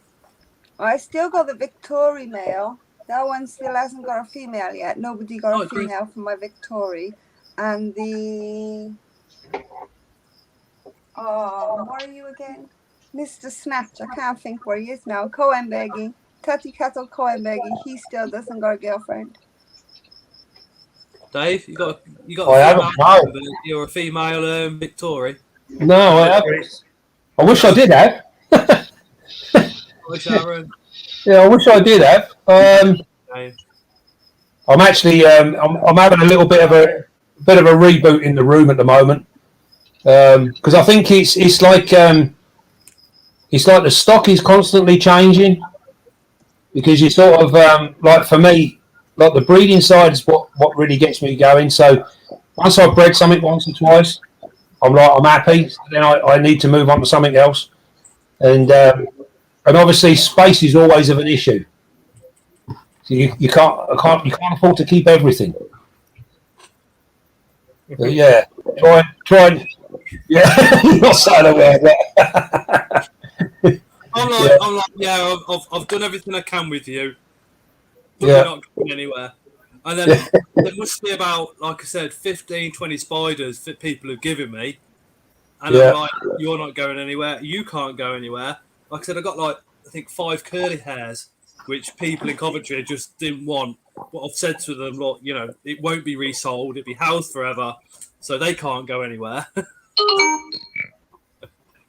But I find getting rid of spiders very difficult.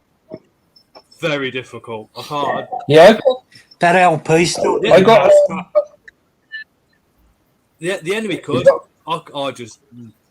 What was that, Mark? Sorry. The LP I had off you still doing well. Awesome. Well, the ones I had off Peter's doing really well. You know, really well. Is it? Yeah. Good. I've actually got an LP myself. Only a slip. Yeah. I've got two at the moment. Yeah, I ended up. I had someone contact me with their spiders. They had to get rid of them. They had half a dozen or so of them, and they got let down a couple of times. People were going to buy them all, and then right at the last minute they said no, they can't have them. And poor bugger had he boxed them up twice and had to take them all back out again. So he literally contacted me and then sent them down to us. And so they'll be here for good. You know, they won't go anywhere. I only really get rid of my males, but I only really put them up for friends. Unless, like, we can't have a friend that wants the male, then I'll put them up for sale. Yeah. I think it's difficult selling it to somebody that's not a friend, because what happens if something happens in the post? See, the thing is, the way I look at it with a male, I would rather sell it on and take my chances, like hope to God he gets jiggy and passes on his genes, rather than just let him go round in a circle and die. Yeah, definitely. So, I mean, I know somebody that for no fault of their own has got to give up half of their collection because of mental health issues for a little while. So I've gone, look, I'll buy them. One condition: as soon as you're on your feet and you want them back, you message me and you can have them straight back. Yeah, that's a cool thing to do. So they won't be going anywhere.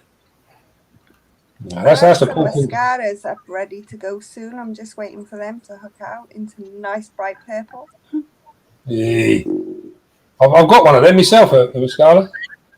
That was boys, but they're not hooked out yet. Well, I'm sure they're boys. I checked their moths lots of times, and I believe they're boys.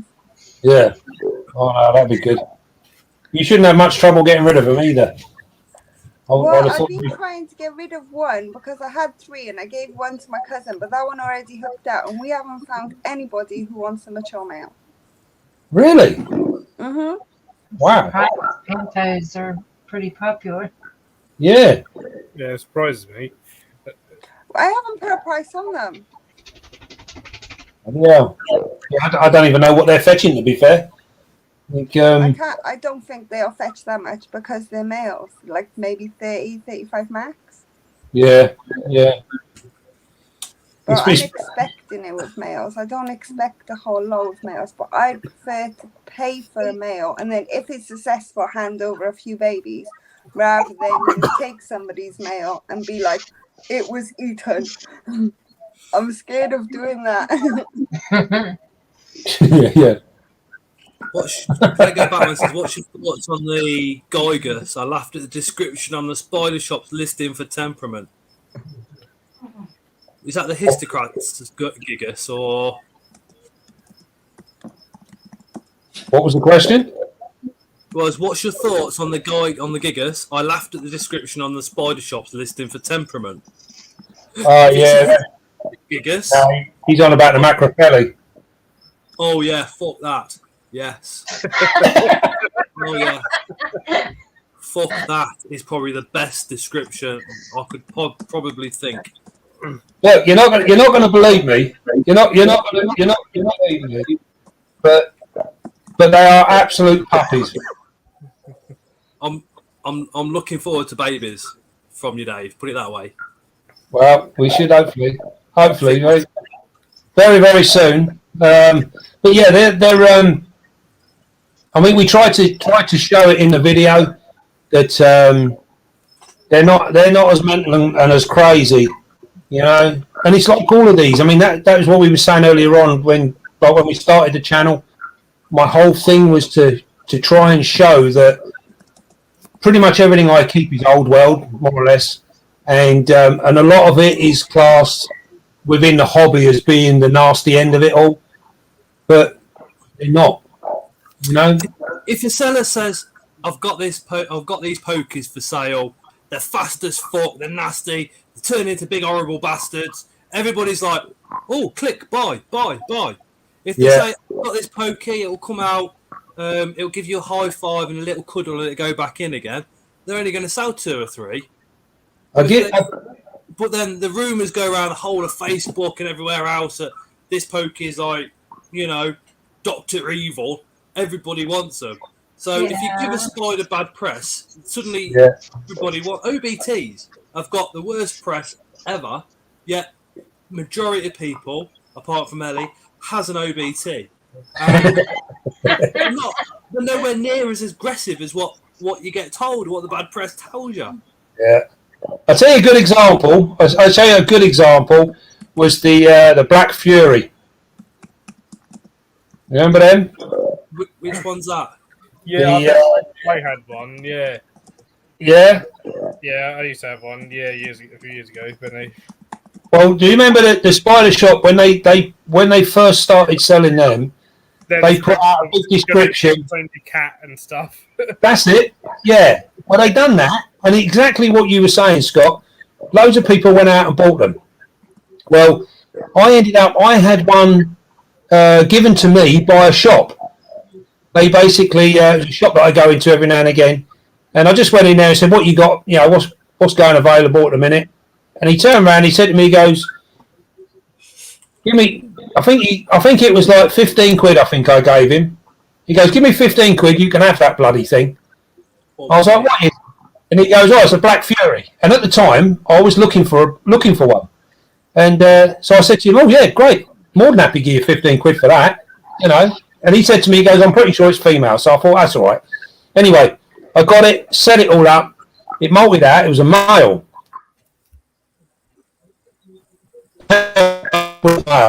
And I'm knackered now. So I put in Facebook and said, "I've got a female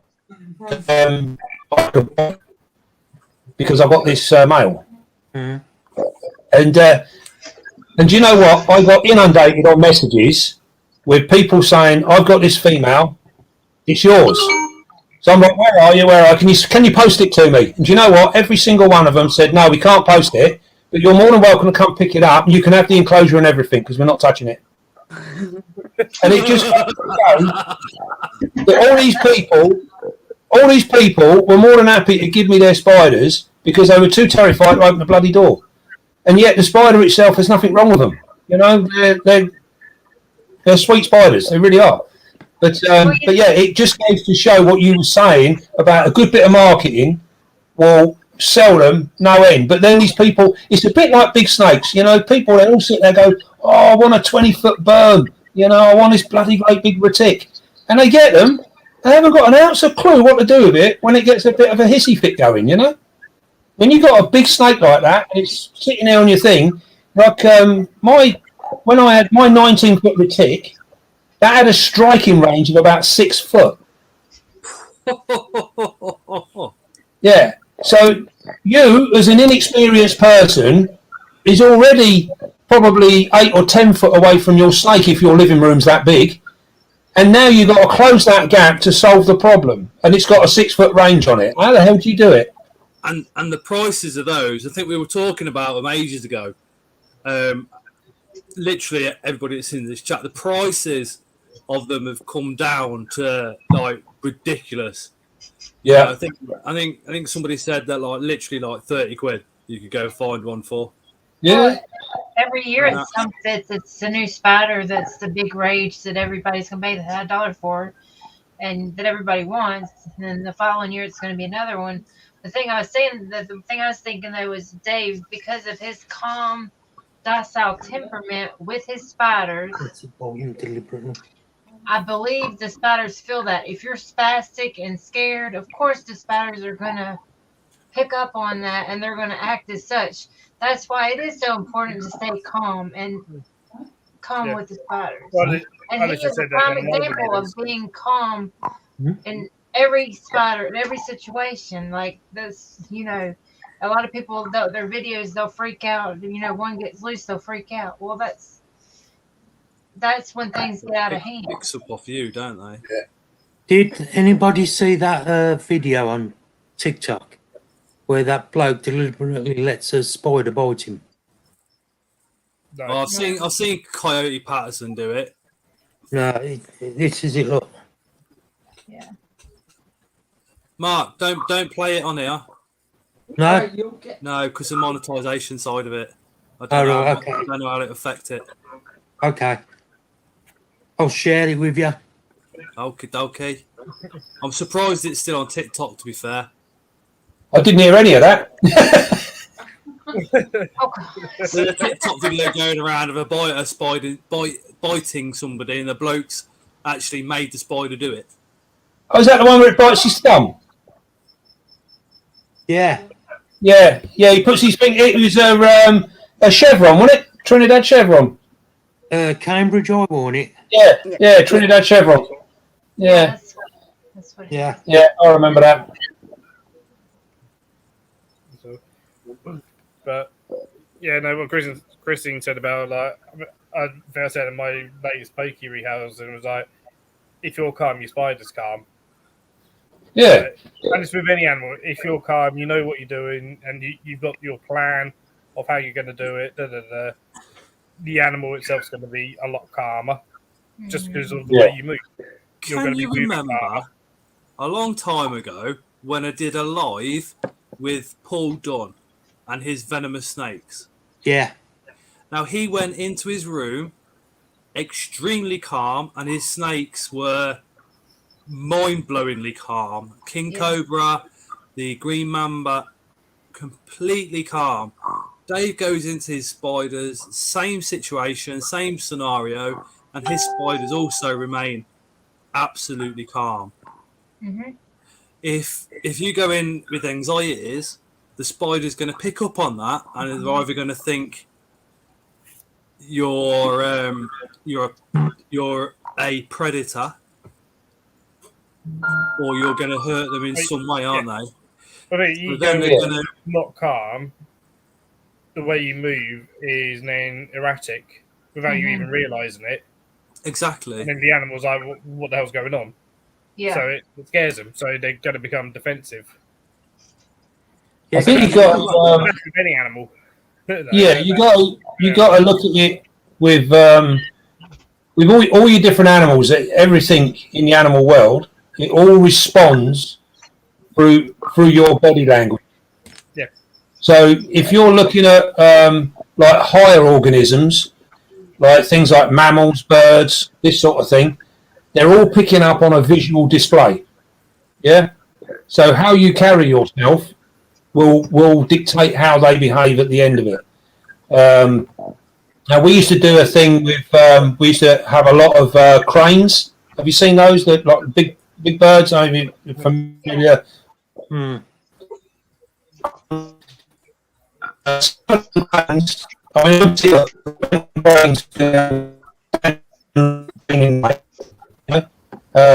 done the same. We done the same with marabou storks, which is another big African bird, real powerful bird, but can be very, very gentle at the same time. And it's your body language that dictates what you do and how they would respond. And with your spiders, they work on a different level where they're most of what they're picking up is through vibration, air current, things like this.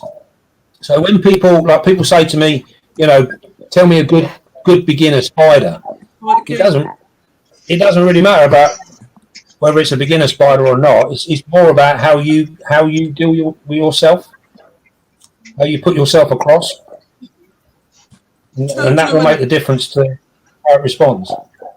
When dog trainers, the educated dog trainers, look at dogs, they often look at the owners first and how the owners behave around those dogs. Yep. Mm-hmm. I know it's going off subject with the animal wise, but the theory behind it's got to be very, very Same similar. thing. So if you're aggressive, that dog's going to pick up on that and try and emulate it. I'm wondering if spiders are kind of the same. So if you're jumpy, so are they. If you're calm, so are they. Like you said, Dave, they're picking up off a hell of a lot of vibrations. So, you know, if you're Like, they're going to feel that immediately, aren't they? Yeah, I mean, you just try and look at it all in a logical sense. If I burst into your living room unannounced, chances are you'd jump out of your skin and be a little bit defensive, wouldn't you? Exactly. You know? Yeah. Especially if you're in bed asleep and suddenly someone comes in and removes your bed covers off. Yeah. Whereas if I literally knocked on the door and opened the door and introduced myself, you'd be like, "Oh, hello, Dave. What are you doing here?" You know, it's a totally different thing. You know, so this is what you got to. It's what I try and say to people. Think about it. You know, if it's like I've been trying to say to people about moving spiders. You know, when I move spiders around an enclosure, you'll probably notice that I keep a constant contact most of the time when I'm doing it. So, and I use my paintbrush, but sometimes I use the end of it. Sometimes I use the flat of it. It all depends on what I want to do to how I use it. So you're not constantly. Yeah. Right. So it's the same as if it's the same as if we're walking out of the house together, and I'm constantly poking you. You know, going to come a point in the time, hey, will you stop? Because it's annoying. So you've got to try and look at it in terms of how you would be. It's a different thing. Whereas if I literally just put my hand on your shoulder and just gently, a little bit of gentle pressure guided you towards the door, you'd go out the door without a murmur. You know? Bouncers use the same technique on doors. Yeah. If you maintain contact, it's a lot easier. So it's I don't know. I sort of look at it and I think to myself, a lot of it's just common sense, you know. I could do with some batteries for my vapors. Yeah, absolutely. It makes sense, but sometimes you need to hear it to go, "Oh shit, yeah." Yeah. It's obviously that's not going to work with a huntsman, because huntsmen have got a mind of their own and they don't give a fuck. You know, actually, did you see the huntsman video I done with the David Bowie and the Lichen Huntsman? No. They both walked in nice and calm. Yeah, they did. Yeah, I saw it. Yeah. It was You insane. see my Cameroon crab spider that come out of its pot into its enclosure, did about 3 laps, sat at one side, and I was looking at it like this, and it did no more but point its arse at me and shit literally went on the glass right here. I was like, "You dirty bastard." At the same time, I've never seen a spider shit before, and I always assumed that they just climbed the glass and went, that was it. Yeah. But they fire it. They actually fire it away from themselves, which I thought that is bloody clever, because that's taking a predator. I'm over there. I'm not here. Yeah. We used to get that with chimps. I was about to say that sounds like a monkey. Dave is a spider whisperer. Dave has a way of putting his teas in a trance-like state, I'm sure. He's like the Jedi master of the tarantula world. Yeah. Night, Carl. Take care. Night. Take care, Carl. I've still got to drop that vinegaroon down to your lad. I shall do that this weekend at some point. Not this weekend, don't you? Not Sunday. So you've got any good breeding projects on the go?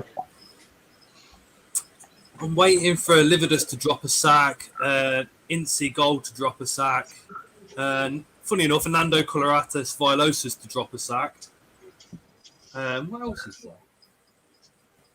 We're only waiting for the LPs for Leah. The INNC already have been moved on.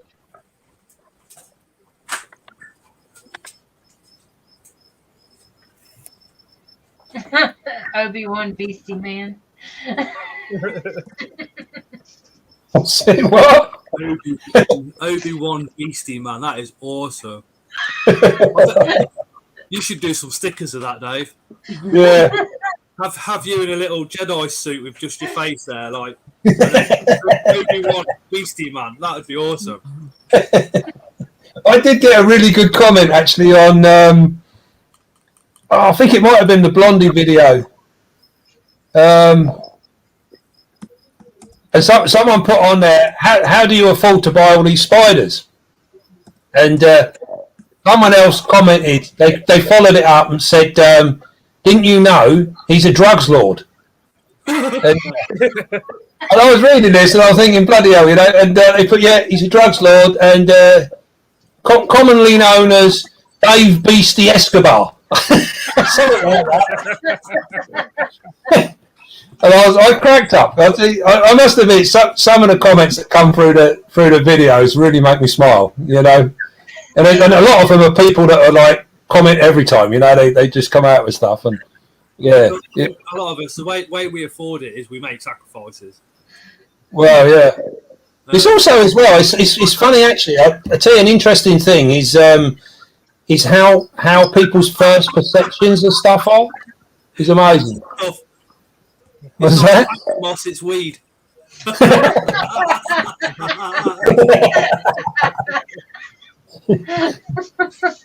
I don't care what you call it, it's all growing really well.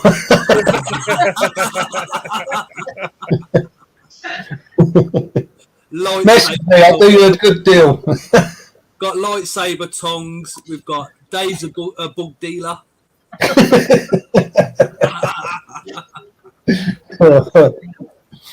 Oh man. Oh dear. It's mad. But you are a pillar in the community and you're very well respected, and I hope you know how much you are appreciated, Dave. That scares the bloody life out of me, to be honest.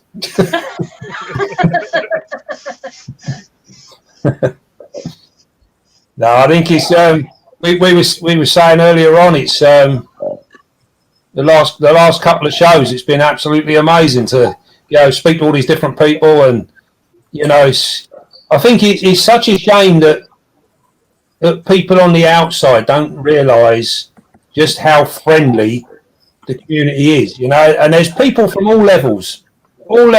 It's, you've got people that literally started yesterday to people that started years ago, and everyone's the same, and the age gaps as well, Dave. Oh God, yeah. I went to I saw Lexi. Yes. From yes, on Facebook. She's awesome, isn't she? She messages me, and she's had a few spiders and all this sort of stuff. And I met her at I think it was Kettering, and I saw her mum there, and she said, "Oh, Lexi's here." So she goes, she's been dying to meet you, and so I've never met her in person.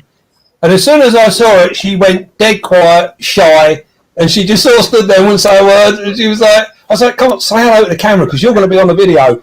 And she's like, blah, blah, blah, blah, blah. And we couldn't get her to speak. And in the end, she sort of introduced herself as Lexi, But it was like really hard for her to get it out of her. And then as soon as the camera went off, she was blah, blah, blah, blah, blah, blah, blah. Yeah. A lot of the younger ones ain't going to get this one, Dave. But the Spider King says, "Oh, I did notice you were channeling Paul Daniels with that paintbrush." What's that?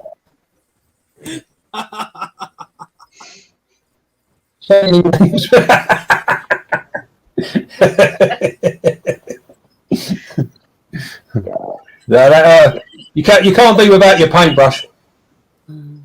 I tell you what, the Bristol show was phenomenal. Me and the enemy went. These guys went as well. For me, the only person that was missing was Spider Mum over there, but she's all the way in America, which was just like, if she'd have been there, it would have been absolutely perfect. You know what I mean? And obviously Jason, her husband, as well, because an awesome couple. But yeah, that's the only thing that does my head in is in the spider world, is when you have a meet up, because you know people that are in England, but then you know people that are around the world that you're close to. Yeah. You can't get them all in the same room. Yeah. That's the only bit that I find sad about it. The rest is obviously absolutely amazing. Like, Yeah. I think it's always it's always really intriguing when you go through the comments on the videos, and I've got people now that I talk to literally all over the world. I mean, yeah, there's hardly a bloody country now that there isn't someone in that we don't have a chat with, you know, and absolutely phenomenal. I mean, I've got a guy in Hawaii, you know, and he's always like, right, it's us from Hawaii here, you know. And I know there's a lady. There's a lot of people in America, but there's a lady, Linda, in America. She often sort of starts off talking about her spiders, and then we end up talking barbecues and stuff. And you know, it's just incredible. And I've actually got a couple of people in Japan, which is that's really quite hard work, because I have to try and translate. And if they send a long message, you can only translate a small amount at a time. Google Translate.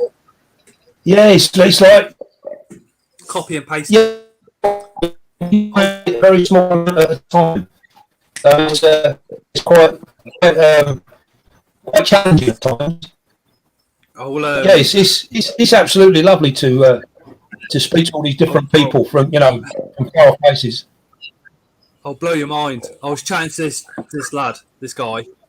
He's in his 30s. We've been chatting for ages, and I've got two species Mandanio South, and I was chatting to him about them, and he went, "You know, that's where I live." I went.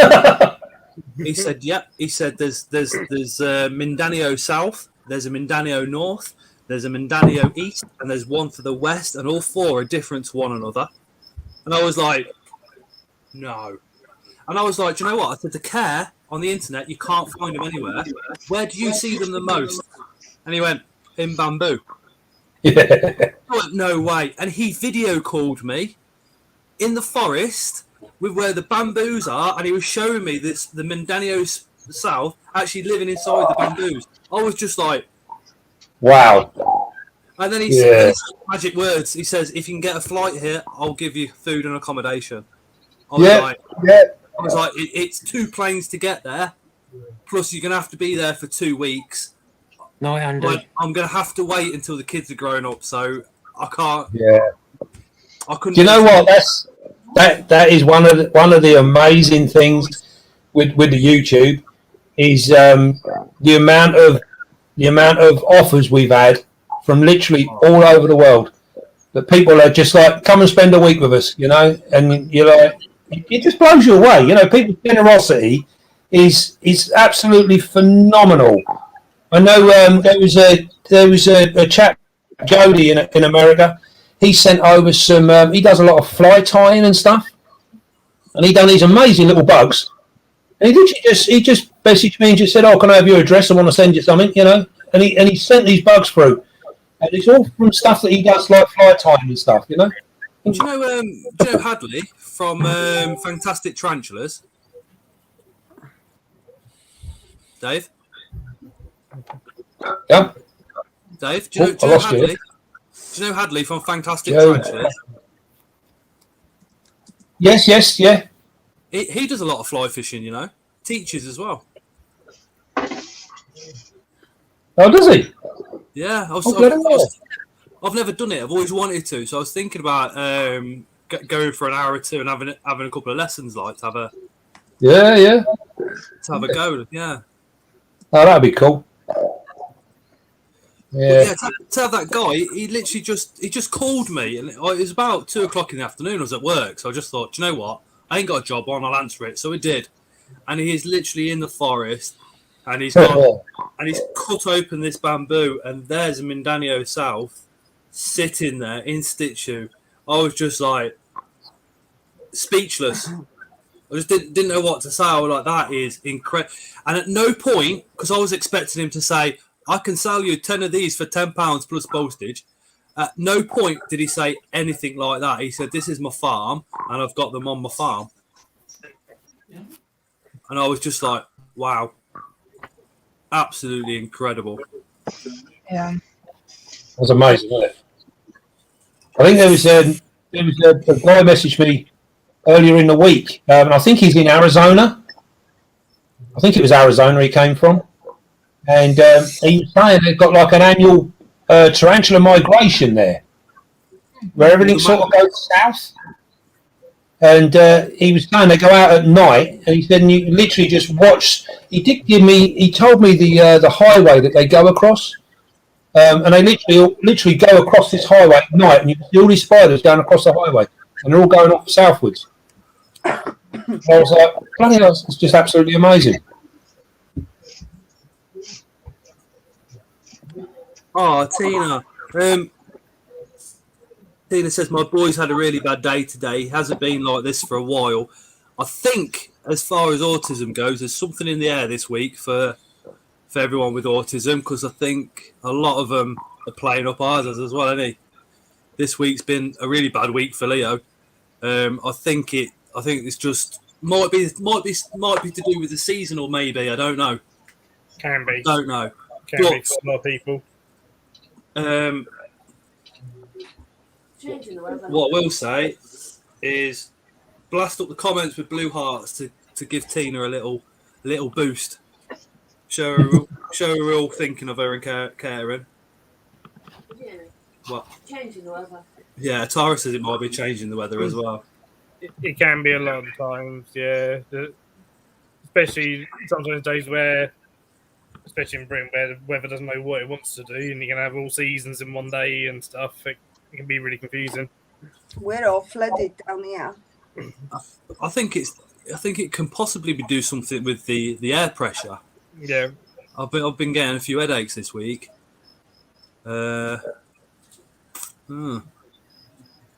Right, guys, on that note, I gotta go because I got lots of work to do tomorrow and I gotta get up for the kids for school. Oh, Jodie says, I do. If you look me up on Facebook, I've got a lot of my flies and stuff on there. Oh, Jodie, yes. Jodie sent the stuff through to me. Bye, everyone. Take care, Ellie. Yeah. Bye, Ellie. Just having a look now.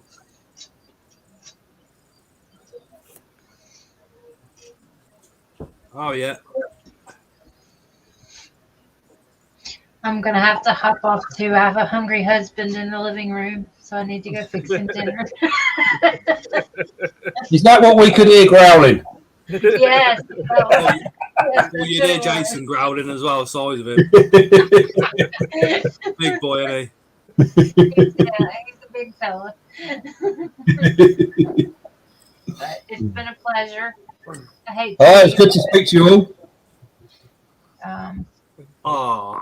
Thanks as always, Scott. It's been fun. Before you go, Spider-Mum, Leslie's just put something amazing in the chat, which is, sorry, going off the topic of tarantulas, just want to say, you lot really don't know how much you have helped me mentally, because out of all my friends, no one understands my love for tarantulas. And she says so. Oh, it is difficult. See, nobody at my workplace or none of my friends, like, that I've had for a long, long time, understand the tarantulas. And I'm sure the rest of you are all the same as well. It's normally people that already keep tarantulas that you meet because you bought one or something, or it's on Facebook, that you get friends with, isn't it? Yeah. Yeah, definitely. Yeah. At work almost daily, you'll hear people go, they'll come into a bug building and they'll be like, oh, that's disgusting. Oh, no, sort of thing. This is horrible. Whatever. So it's like always one of the things that we're always discussing, like, how can we stop people saying that when they come and see our spiders on display? That's why that's why it's important that we show a different side. Yeah. What happens when you're a kid? A parent sees a spider and goes, ugh. So from a very young age, you're being programmed to hate spiders. Yeah. Just like you get programmed to stay away from big dogs as a child. Yeah. So changing that is quite difficult. I think we need to encourage your children to have a look in the mud, have a look at the worms and everything else that's going on there, and check out the spiders in the garden. If you get them at a young enough age, they are absolutely fascinated by a woodlouse, by a worm, by a ladybird. And so, it is trying to keep that fascination. And like I say, often experience that, and then like, no, you don't want to look at that or whatever. Or get away from that. That's dirty or whatever. And so, and you see it at the zoo all the time. Yeah. I see when I go to other zoos, parents will be, sort of once visitors, and this kid was only a toddler, was fascinated by the camels. Absolutely fascinated by the camels. And the parents had a go at the kid because he was just stood watching the camels and stuff. And like, what are you doing watching those for? Come on, and like yank the kid away and stuff. And I was like, well, he's fascinated by him. Who cares? If he's fascinated by him, then be fascinated by the camels. Yeah. That's right. I mean, with Leo, I've said it before, I'll say it again, he's autistic. Like, he can stop and be fascinated by absolutely anything. Literally, he's fascinated by manhole covers. Yeah. He stand on every one. He likes to stand on manhole covers at the moment. So what happens? Tara stands on him with him. That's how it should be. Yeah. How are children supposed to learn anything if something that they like, you're going to go, no. Yeah. There's no point. And loves puddles. Yeah, he loves puddles. I mean, doesn't every kid love puddles? I love puddles. I love driving through puddles. Don't you think it's been more of a time thing, isn't it? You go back, for like when I was a kid, you lot are a bit younger than me, but when I was a kid, you were always knee deep in crap and stuff, and it was a different world. I'm 42. I know Christine's 37, isn't you, Christine? Mark's 37 as well. When did you ever walk down the road? When did you ever walk down the road like this? Yeah. As a kid, it just didn't happen, did it? Oh, I got a slap in the back of the head. What happened? You didn't have mobile phones when we were kids or nothing like that. You come in late, you'd have your mum screaming at you, and then you get a twat round the back of the head because you're covered in mud. Yeah. The kids now, they go out pristine and they come back pristine. My daughter can't believe that we never had internet.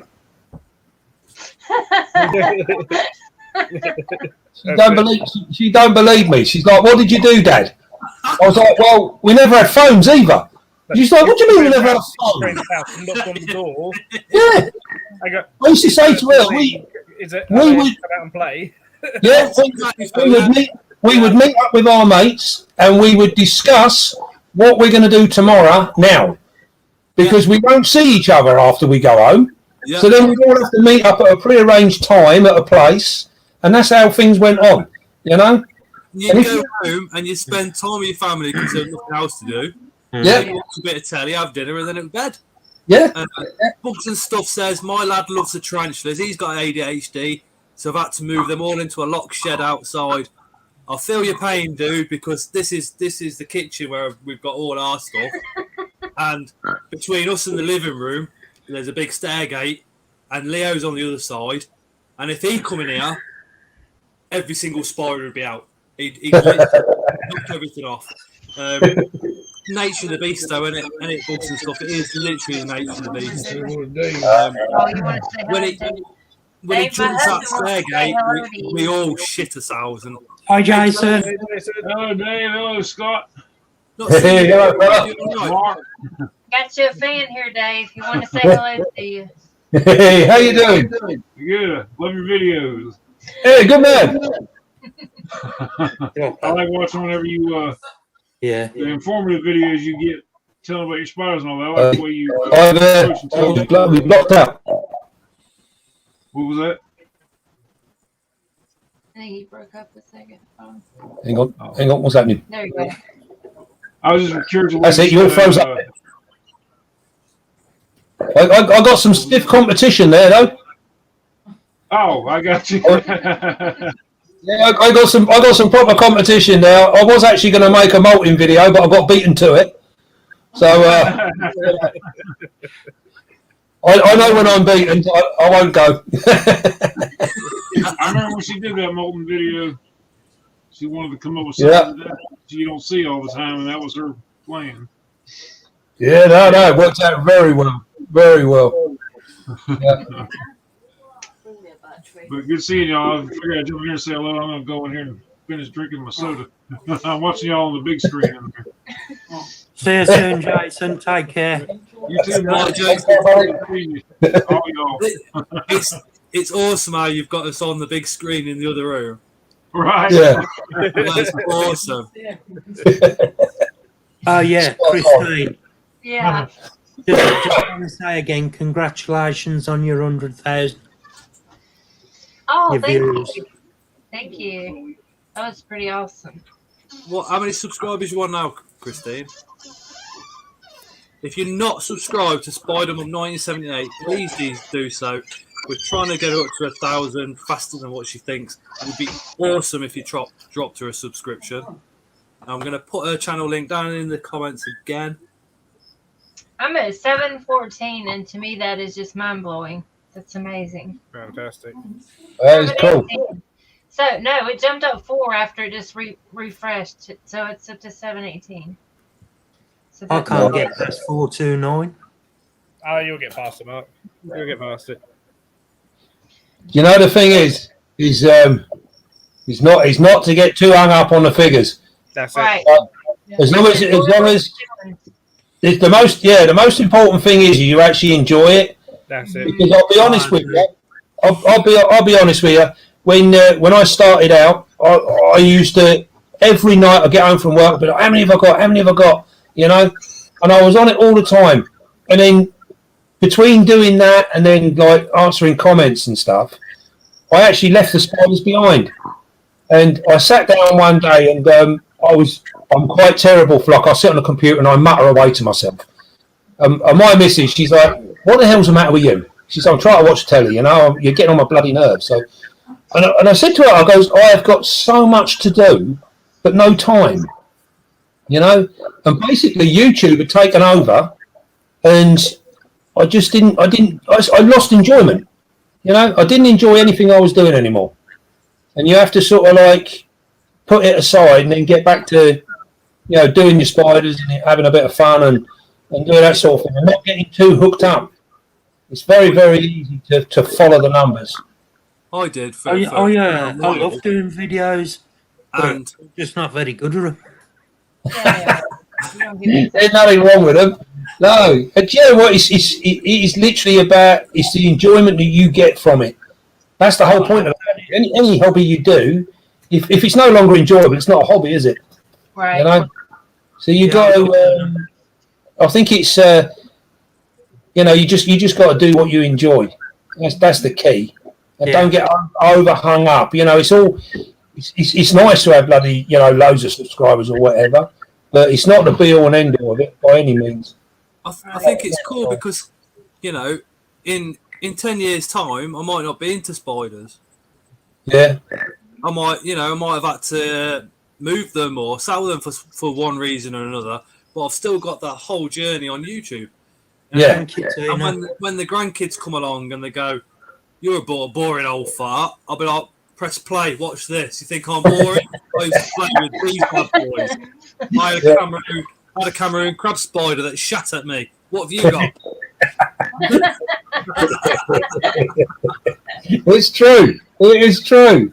You know, it's. I think that's where some of the really big ones, they get a little bit lost in the thing, you know, and especially if you try and turn YouTube into a job, I think that's when the real pressure comes on. You know, I'm not going to mention the videos or anything because I'm not into whinging about other channels too much. But it's when people haven't got an idea for a video and they just have to come up with something because they need to put out a video, you know, and it's like the title specifically done to get loads of views and stuff Thank like you, that. Jody. Yeah, you go. You think, what the fuck's this? I was actually told a little while ago that I should use more clickbait. Yes. Yeah, that's what I was told. I was told you should use more clickbait on your thumbnails to gain more subscribers. That's And I was like, okay, right, fine, if that's how you want to go. Yeah, but you're living proof that YouTube algorithm isn't exactly what everybody thinks, because you don't use hashtags, you don't create thumbnails, you just go, there's a video. Yeah, exactly. Yeah, it's incredible, and I tell you what, it's kind of a breath of fresh air, really. Do you know what though? That wasn't by design. To see somebody, it's because I'm too bloody stupid. It wasn't by design. It's just because I don't know how to do it. You don't need to change a thing on your channel, Dave. Yeah. No, I must admit, I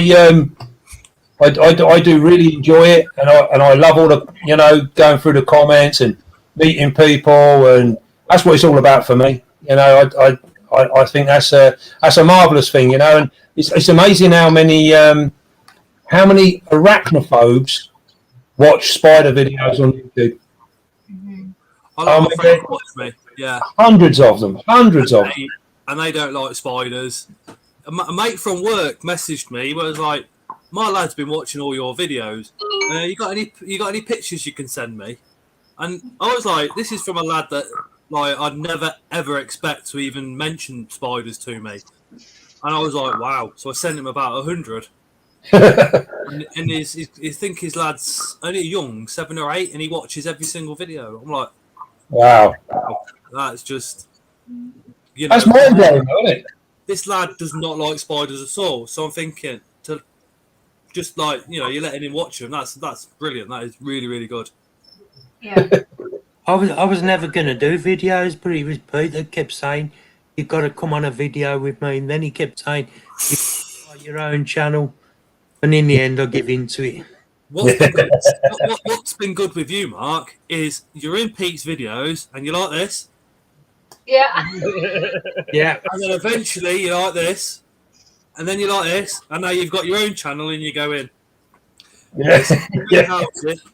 It's been awesome to watch that progression of I'm just shitting myself over in the corner because I'm on YouTube. So now we've almost got Mark that's going, "Oh, Mark the Spider Guy, today we're doing Yeah. But the best part of it, Scott, the amount of good friends you make. It's mental. That is awesome. All the friends that you make. I do struggle like Dave though to watch everybody else's videos and stuff like that, and you, Christine and Phil watch all of them, and I just ain't got the time with family and stuff like that. I mean, friends. Hi, Sharon. Take care. Even friends with Christine now, I go on to their lives like Iron Dog and Animal House, and I'll go on their lives, and they're amazing. They come on the live streams and that as well. So they're all amazing. I love every one of you to bits. That's nice. Bugs and stuff says my sister-in-law doesn't like spiders and says she won't come round to the house anymore. I don't like her, so it's win-win.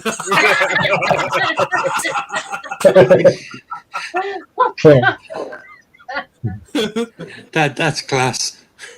Leslie says she'll come on one of the lives. She promises. I can't wait, Leslie. I can't wait. Let me know.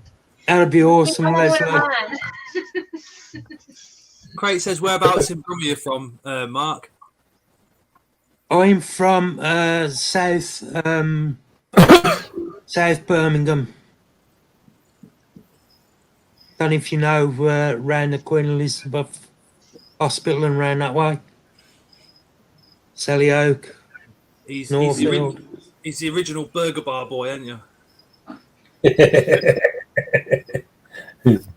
Whatever gang symbol it is, I don't know. He'll do Leslie, wonderful don't be things. scared. You'll be God. surrounded by friends and family, so you don't have to worry about being scared on the live. But anyway, I must leave now and go fix my husband dinner. But it has Okay then, Christine. He can wait for dinner. It's fine. He can wait for dinner. He gets cranky when he gets hungry. He's in the other room. It doesn't matter. Well, make him a quick He's sandwich. sitting in there now going, "Shut up, Scott! Shut up!" He's in America, so it's all right. When they come over here, it'll be a different question. I'll be going, Christine, yeah, go make him dinner, please. I was going to say, I'd love to see your face if you popped in bed round the corner. He's 20 foot tall.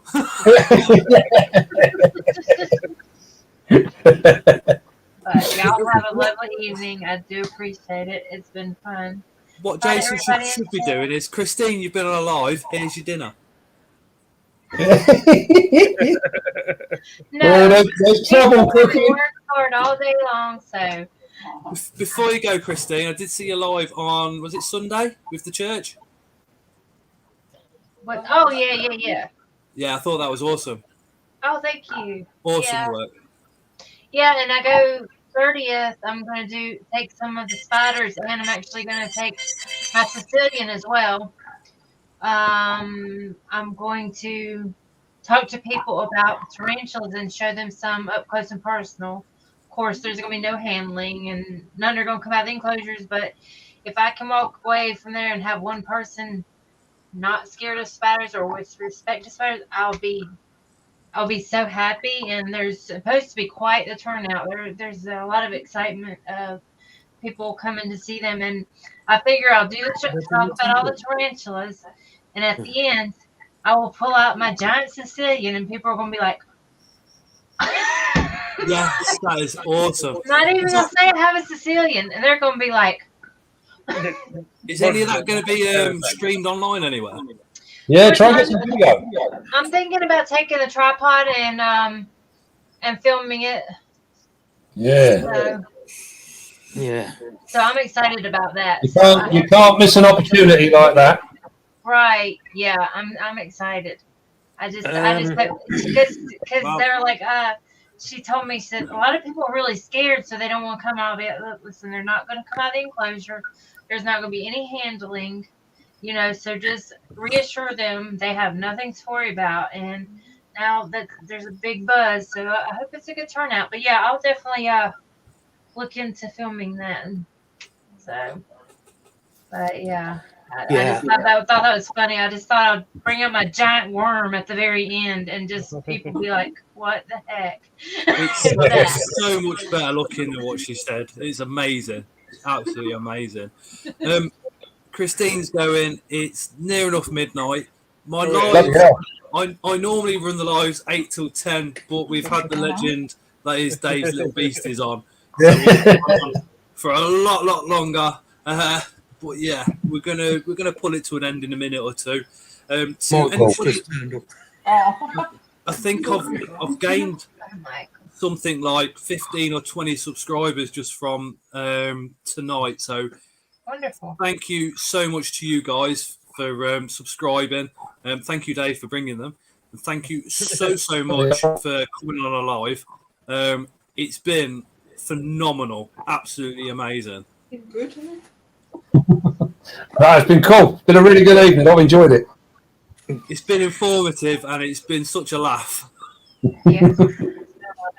Well, I've got to jump off anyway because I got my injection and that to do me pills.